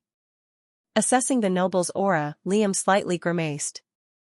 It was much more powerful than he imagined. Directly living over an aura well must have bolstered his progress by a lot. He's probably stronger body-wise, too. After that thought, Liam dispelled any unnecessary thinking and focused. Silence ensued. Liam's eye fixed to Rish emotionlessly as he waited for permission to attack. Although subtle, the noble was unnerved behind the calm and collected mask he put on. Inscribed lines started to glow beneath their feet, creating a defensive force around the field. Silence. Right as the tension rose to its peak, it burst like a dam as soon as the headmaster's voice rang out. Solid darkness tightened around Liam's feet and erupted him forward, making his form blur as he reappeared right below Rish. CHNK. The noble barely managed to block the attack, crossing his ice-made spears against Liam's swords. In one fluid movement, Liam weaved in again and slashed horizontally against the noble's waist, activating piercing blade. However, the mental attack didn't pass through, as the latter used a defensive spell. Rish leaped back and deflected the strike, his speed bolstered by a wind spell, yet Liam followed his movements and continued his assault. Cling! Clang! Abruptly, Rish's aura grew cold, attempting to merge together with Liam's mental waves. Sensing the mental assault, Liam briefly let the coldness touch his sea of consciousness before activating corrosive mind. In an instant, Liam's golden walls blackened, corroding the noble's mental waves and making him recoil with a low grunt. As soon as he spotted the opening, Liam activated vanishing steps again and reappeared behind Rish, his blades turning into thin streaks as they slashed across the noble's back, forming two deep corrosive wounds. Still, Rish lessened their impact by pivoting around and hurling his spears, then sending a beam of condensed water at Liam's chest. Liam didn't account for how fast and powerful the beam was. As he evaded with vanishing steps, the spell wasn't fully completed as the beam collided with his shoulder, ripping off a chunk of skin and shattering a bone on impact. Liam let out a grunt of pain as he leaped backwards. Rish had found his footing, but looked genuinely pained as his back stung with every little movement. Despite cultivating a rank 4 body, it wasn't a method that focused on regeneration, but increasing his spell usage and conservation. Even if he was at the upper tier of the 3rd rank. For that reason, he chose to bide his time until it naturally healed, smiling as he saw the vagrant's state. Meanwhile, Liam held his mess of a shoulder. His deltoid was practically torn to shreds, and the bone beneath was freely jutting out. Is it the scapula that's broken? Liam frowned. Even clutching his blades shot pangs of pain through the right side of his body. Blood slowly gathered around his shredded muscles and began healing the mass of ruined flesh. However, his enhanced blood didn't have the ability to fix shattered bones. Never given a break, am I? Chapter 156 Difference. Liam had blocked out every noise that wasn't related to him or his opponent. Even the sound of his own heartbeat was ignored. Forcing a long breath, Liam narrowed his gaze at Rish, who didn't engage and kept his distance due to his pale complexion. As the seconds passed, Liam's deltoid had more or less healed, reformed into an acceptable shape. Unreeling his dark chains, he wrapped it around his shoulder and quickly tightened it. A low grunt of pain escaped his lips, but he gritted his teeth and pushed through the disturbing agony. Liam grimaced as shards of cracked bone tore through his flesh, digging deeper with each slight movement. Despite using cartilage brace and obsidian skin in the nick of time, the beam of water still shattered through the layer of hardened darkness and thick skeleton. After all, it was a rank 4 spell. Liam doubted that was the last of them, too. Although Liam could have used his mist ability against water, it wasn't exactly effective. The dark mist would precipitate and turn back to its normal state upon contact with liquid. In other words, nullify the ethereal state. Rish looked ready to resume the clash, smiling as he saw Liam's dire straits. By then, Liam had finished wrapping his chains around his shoulder. Although it would help in slowly conjoining the cracked bone fragments, his fighting ability had still lessened. Rish began first. Wind and water condensed and mixed all around him. Pieces of ice started to form in the air with no particular form, then slowly took the shapes of more than 24 razor-sharp icicles. Although Liam wanted to, he couldn't rush in at once and stop them from forming. The pieces of ice were floating midair and Rish's mental energy was connected to them, which meant he could control them. Then, Rish spread his arms and held out his hands upright. Dense wind rushed from every direction, compressing on his right with a sharp churning sound. On his left, thick azure liquid sloshed around and slowly grew to twice the size of a basketball. Wind. Water. Ice. Impenetrable and piercing all at once. Rish became as pale as a ghost, but he managed a mocking smile. Do you see now? The difference between us? Let the people witness. Ignoring his remarks, Liam's eye constricted vertically, analyzing every tiny detail regarding Rish's spells. He can't use the ice for long-range attacks, those are just in case I attempt to get close. That leaves his wind for one killing move, and his water for defense or ensnarement. Either way, the noble was incapable of using any more spells, judging by his weakening complexion. As if to confirm his theory, Rish slightly moved the fingers on his right hand, and the compressed ball of wind shot 4 arcs of nigh-invisible air towards Liam. Whoosh! If Liam didn't have the king's eye, the arcs would have instantly severed off his limbs instead of flying past him as he sidestepped and ducked. More arcs and bullets of air followed, but Liam sidestepped, leaped back, ducked and dashed away to dodge. No other choice except to get close. As soon as he dodged another round of attacks, Liam tensed and started to run in with lithe steps gradually increasing in speed. As he deflected the wind arcs aiming for his vitals, he let the weaker ones tear apart his skin, spraying lines of blood over the field. When he got 10 steps in, the blob of water exploded into tendrils that came at him from all sides, attempting to engulf him. The membrane under Liam's skin vibrated. That ability, paired with vanishing steps and fleeting foot, allowed him to pass through the body of water and close the distance in an instant. At that moment, the icicles surrounding Rish began to shoot and home in on him one by one. 10 more steps away. As he continuously moved forward, Liam let loose his needles to exactly where the icicles were. They smashed against the attacks and slowed down their speed by a little. 7 steps away. Of course, that did little damage to the ice itself, but allowed Liam to continue his trajectory, deflecting the rest and allowing the others to tear through his flesh. 5 steps away. The wind attacks didn't relent either, creating a whirlwind around Liam that formed countless cuts on his figure. 3 steps away. Liam weaved in between the 2 icicles that aimed for his face, grazing his left and right cheek and slashing through his ears. His blade shattered right after deflecting another pair of attacks. 1 step away. Time seemed to slow down. Liam's right hand pulsed unstable and chaotic darkness as he finally arrived beside Rish, bursting with dark flames and rapidly compressing all at once. To Rish's dread and horror, Liam grinned and clenched his fist as he punched the foamer's face. Boom! As though a shotgun had gone off, Liam's fist burst into a condensed blast, blowing away Rish's figure as though he was made of plastic.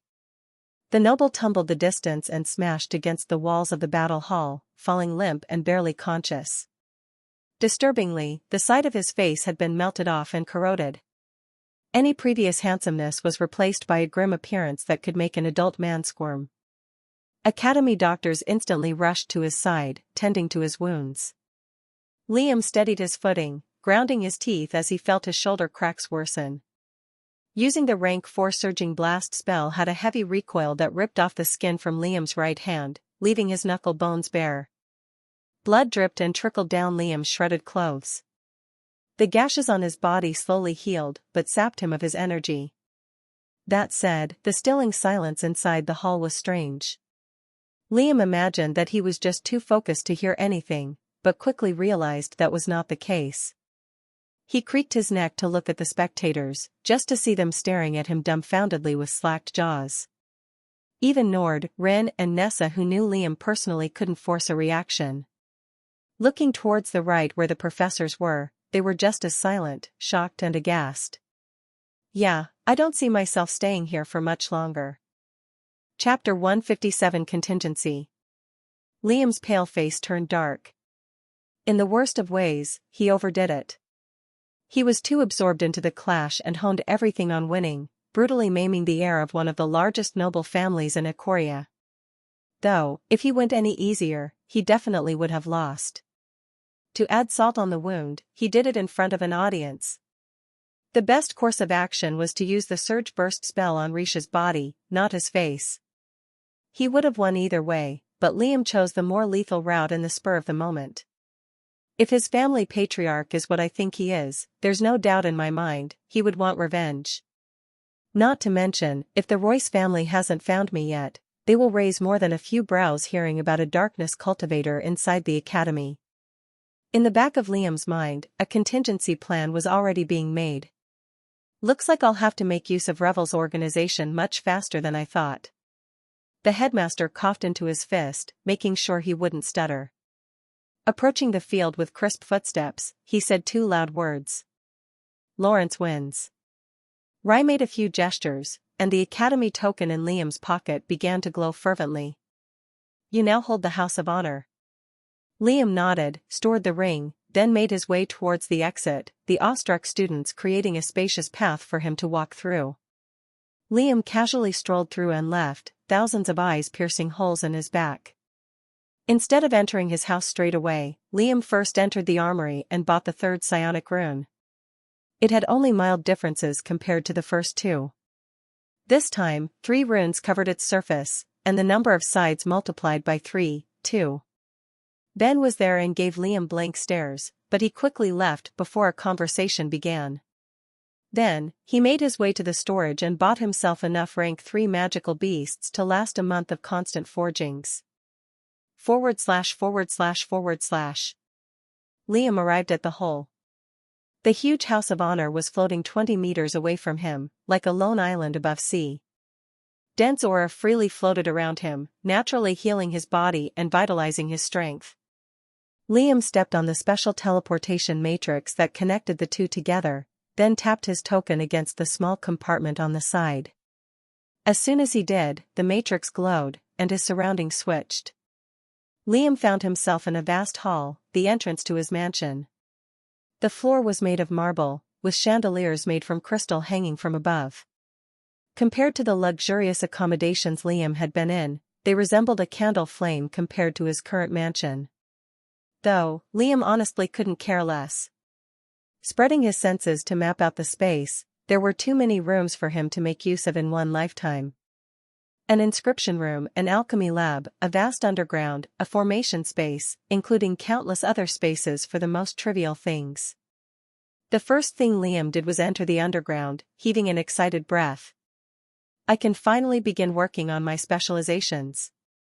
Classes would resume in a few more days, and Liam had plenty of time to take his tests.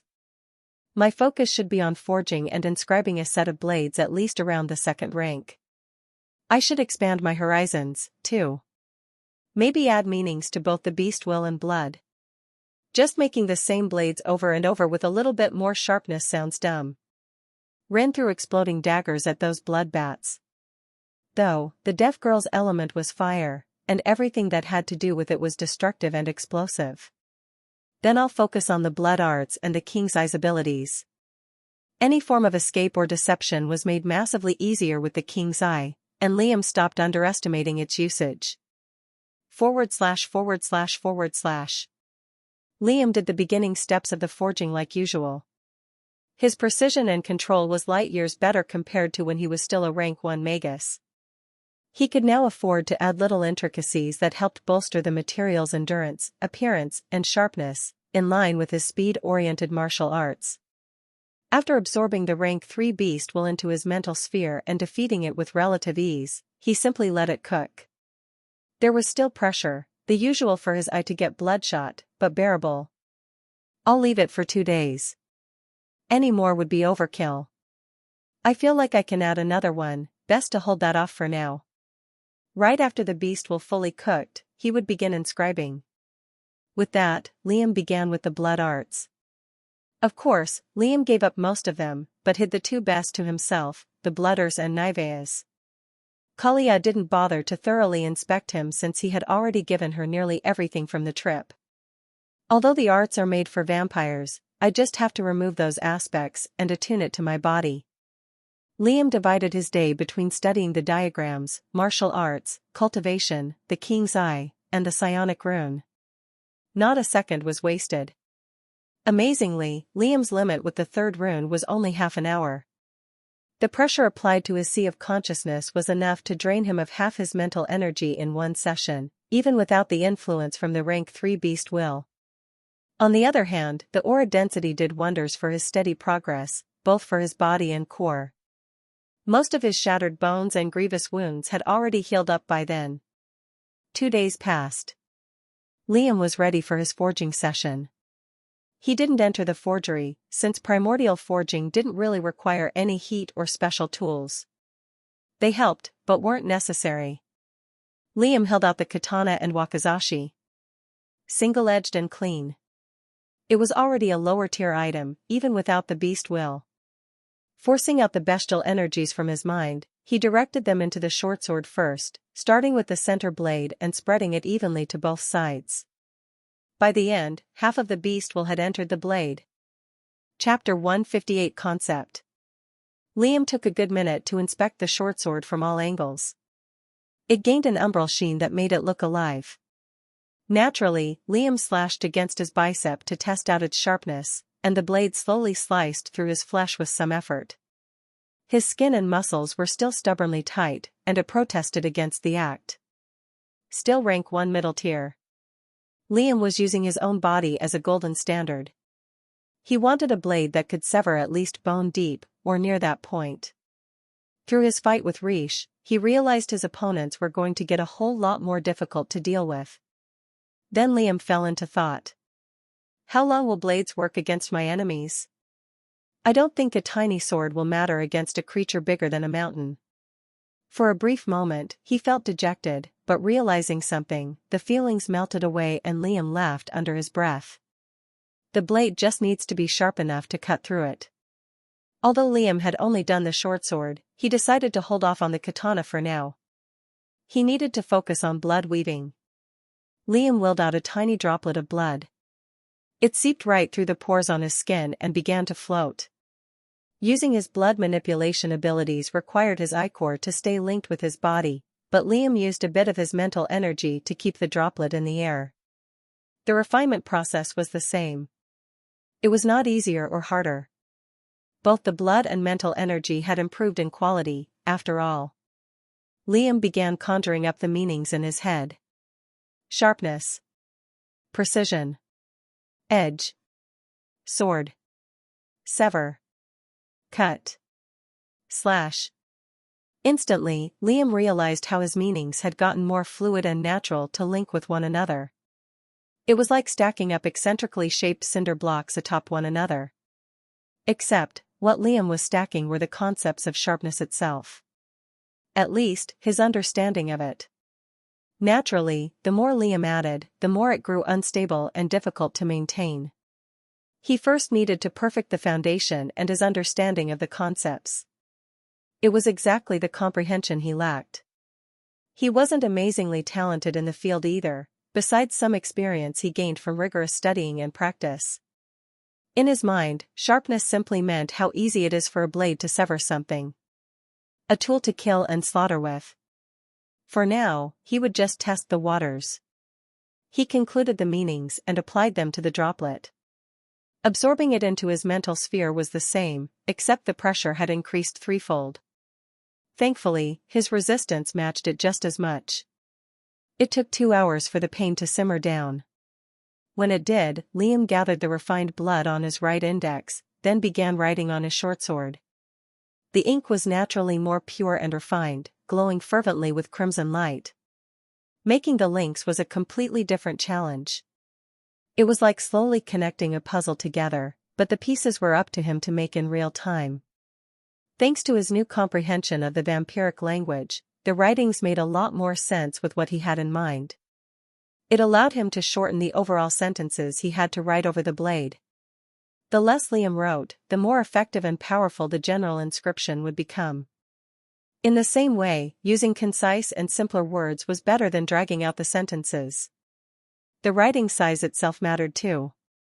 The smaller Liam could manage to write the characters, the more he could afford to add on the blade's surface. His eye helped greatly with that.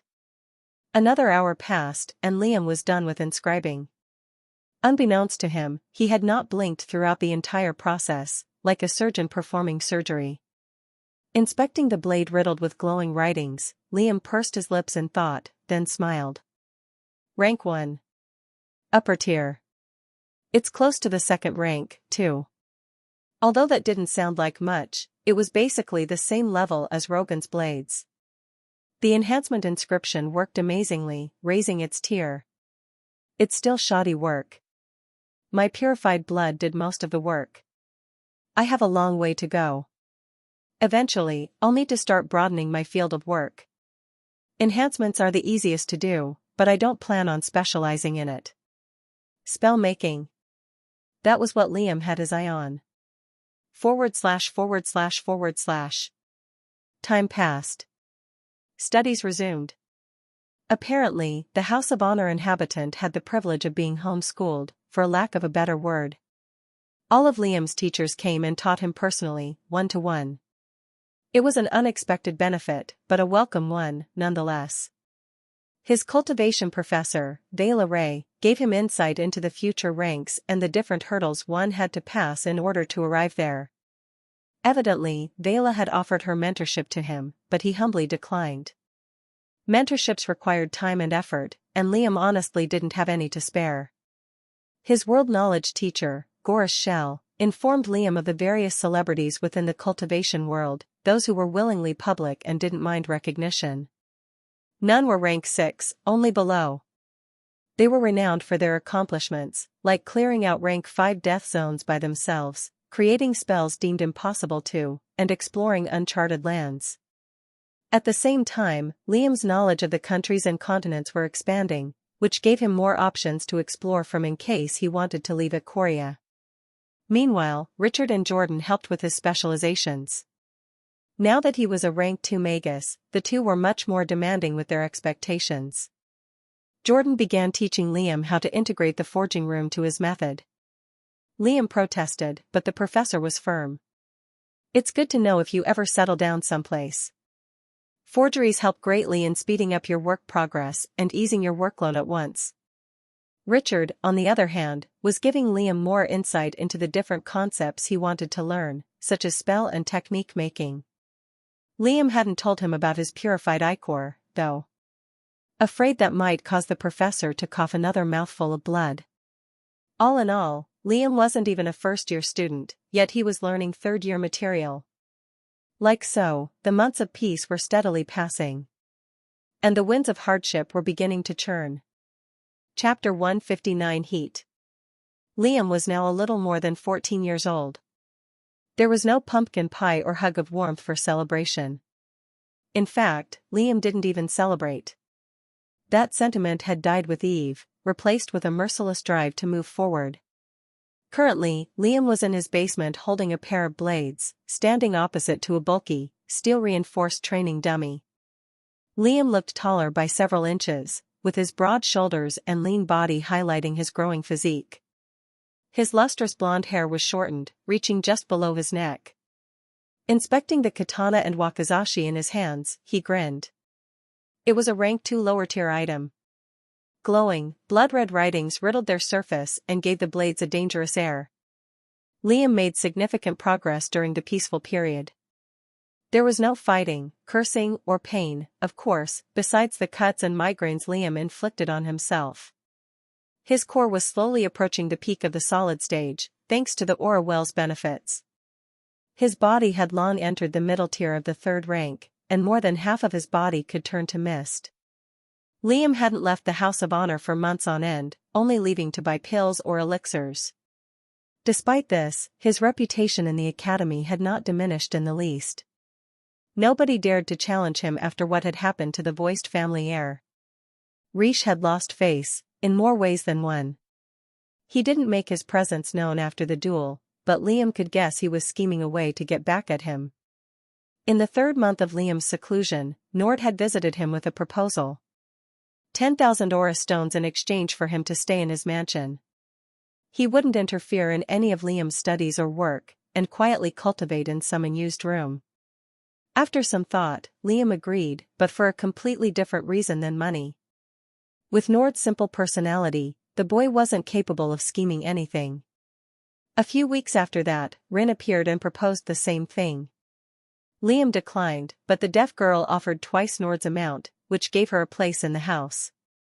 Meanwhile, the academy had split into 2 factions. Purists, consisting of nobles who protested against the results of the duel and a peasant from inhabiting the House of Honor. And reformists, consisting of commoners who opposed the nobles and called out their victim mentality. One thing was for sure, it was a sign for Liam to leave.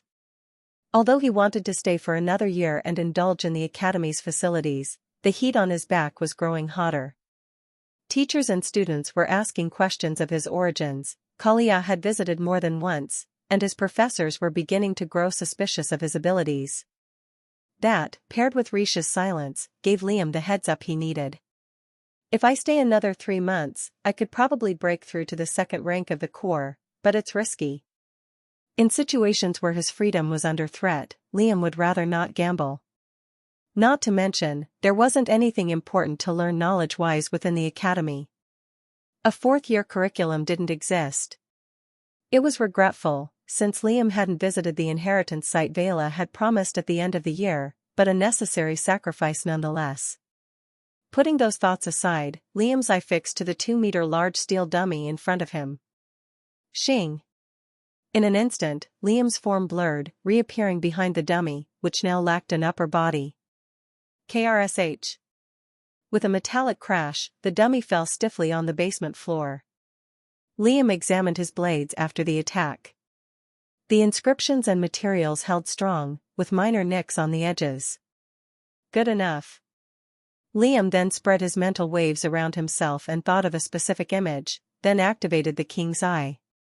Compared to the industrial surroundings a moment ago, it now resembled the headmaster's office, complete with ornate furniture and paintings on its ethereal wooden walls. Illusions had their limits. With a closer look, anyone could tell the construction was fake due to the missing details. Not only that, but it only covered a small portion of his surroundings. I've gotten good enough with it, it's about time I leave. Liam left the basement and gathered both Ren and Nord to a private and isolated room. The red-eyed boy looked stronger and more matured compared to a year ago, and his hardened gaze showed it. Rin was the same, only she resembled more of a woman instead of a tomboy, with her growing violet hair and matured features. Most of her coldness had melted away at that point, and she didn't glare as much around the two. I need you two to do me a favor, Liam asked with an even tone, making the pair raise their brows. What? Nord asked curiously. Don't leave this place unless someone forces you to. Skip a few classes too. Also, swap your tokens with mine. You two can have the house. Nord was confused and visibly shocked, but knew better than to ask questions and receive a vague answer. Rin mirrored the same look, but even a blind man could see his unwavering decision to leave and never come back. She tried to grasp any emotion from his stern expression, but couldn't find any. In the end, they both nodded and gave their tokens to him. Rin was reluctant at first, but she could claim for a new one with the correct excuse. Good luck with whatever you're trying to do. I guess this is goodbye, Nord said with a solemn tone. Liam remained silent. Sentimentality wasn't really his strong suit. You can enter your rooms now. The two lingered for a second, staring silently at him. After exchanging a nod, the two left and entered their rooms. Liam heaved a sigh, hid his presence, then activated the shadow clone spell. Slowly, the layers of darkness separated from his body and started to form a clone.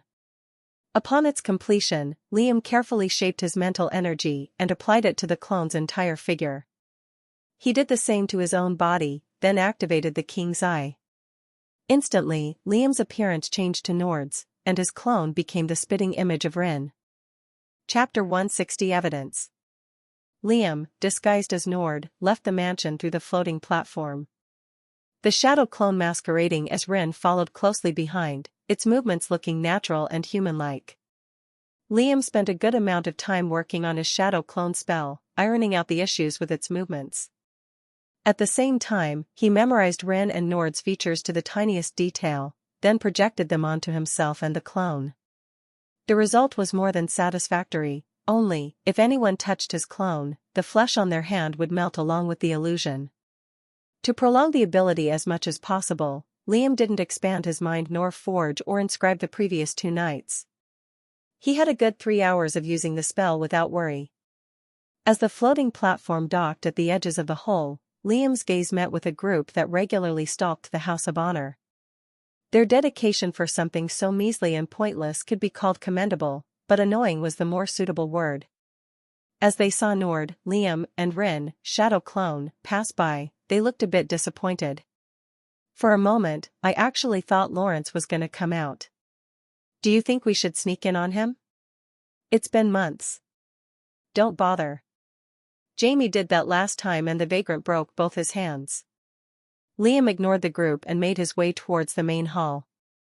There weren't too many students around this time around, and Liam freely walked up the large board to look for 2 missions. Revel's organization is towards the northwest. Apparently it's a legit company that has proper authorization to sail the seas. He needed a long and distant mission. Spotting one, he picked it out and gave it to the lady in front. She didn't sense anything out of the ordinary and stamped the mission parchments, then directed him and his clone to the train. Liam suppressed a smile as he discreetly entered the train, keeping a low profile and entering the back car. /////. 2.5 years ago. The regional power tournament had begun in good spirits, but came to be remembered as a day of dread. The bodies of Jacob Ovler, Liam, Elsa, and Ian Royce were fresh in the memories of the soldiers who walked in on the scene. Samuel Horace's search was fruitless. He spent an entire week tirelessly combing the vicinity, unable to find even a hair strand. Adrian Royce, Liam's father, could not sleep at night anymore. Oftentimes, he'd dream about his children alive once more, only for his half-blooded kin to cut them down again and again. It was not long before the issue was brought forward to Edwin Royce. The patriarch of the Royce family was enraged. His unstable mental waves caused the messenger guards to faint instantly. Without delay, he boomed out from his quarters and shot towards the Ovler family domain like a meteor. "Come out, Ken," Edwin bellowed over the giant Ovler mansion. A few servants and low-ranking guards had instantly died from the vibrating sound waves tearing apart their organs. "You've crossed a line, fool." Silence ensued, but a figure donning a yellow robe left the mansion and ascended to an eye level with Edwin. There wasn't any emotion in Ken Ovler's dark eyes, his features surprisingly normal, long black hair tied to a bun, a lanky build covered by a yellow robe, and a short goatee. "You meathead. Do you think I would waste my energy and kill your worthless kin? Did you not see that my grandchild had died as well? My estranged son has done this." Blood rushed to Edwin's head. His fists churned with blazing red flames. "Your son? Because of your incompetence as a father, he killed my nephew, the first darkness cultivator born in centuries. A bit of shock fell on Ken's face, but he didn't show it. Calm yourself, Ken said icily. A battle would no doubt wipe away his noble estate. A fight here is meaningless. I have gone over the details of the attack, and some things don't make sense. Silence. The flames surging around Edwin's fist slightly simmered down. Indeed, some things did not add up. How did the blood demon break in despite the area being infested with guards? Not to mention, some guards had found broken teeth and splatters of blood in one of the hallways. To add, one of the servants had gone missing during the event. It resembled an inside job. We will have the searching eye mediate between us, Ken offered. His investigative abilities could figure out what happened and find the attacker. Edwin remained silent with a hard gaze. A subtle agreement. He's in seclusion. It will take at least a year before he comes out, and he won't help for free. We will both pay half of his fee. Grumbling, Edwin didn't say anything. Boom. Kicking his feet and leaving behind another shockwave, Edwin shot back to his quarters. Time passed. Searching Eye had left seclusion. Upon hearing the news, both Ken Ovler and Edwin Royce arranged for the man to come and take a look at the evidence. Searching Eye was a powerful cultivator focused entirely on investigations and mediation. He solved conflicts between major families and had a powerful cultivation base to boot, a zenith stronger than the majority of noble patriarchs. In the giant stadium the attack took place in, now empty aside from the few guards that patrolled the area, Edwin, Ken, and Searching Eye, whose real name was Lorcan, had met and exchanged pleasantries. The investigator had a well-trimmed but graying beard, paired with high cheekbones and receding white hair. He looked scholarly, with his Hanfu coat and pants, complementing his piercing blue eyes. Please, there is a case to be solved. Lorcan exchanged a knowing look with the two, then made his way to the evidence room. There, the dried-up mummies had been laid out beside each other. Nothing had been tampered with, meaning the macabre scene was perfectly preserved. Searching Eye spread his mental waves throughout the entire room, analyzing the tiniest drop of dust and the thinnest strand of hair around the room. Instantly, his eye fell towards Liam's body. There is something wrong with this one.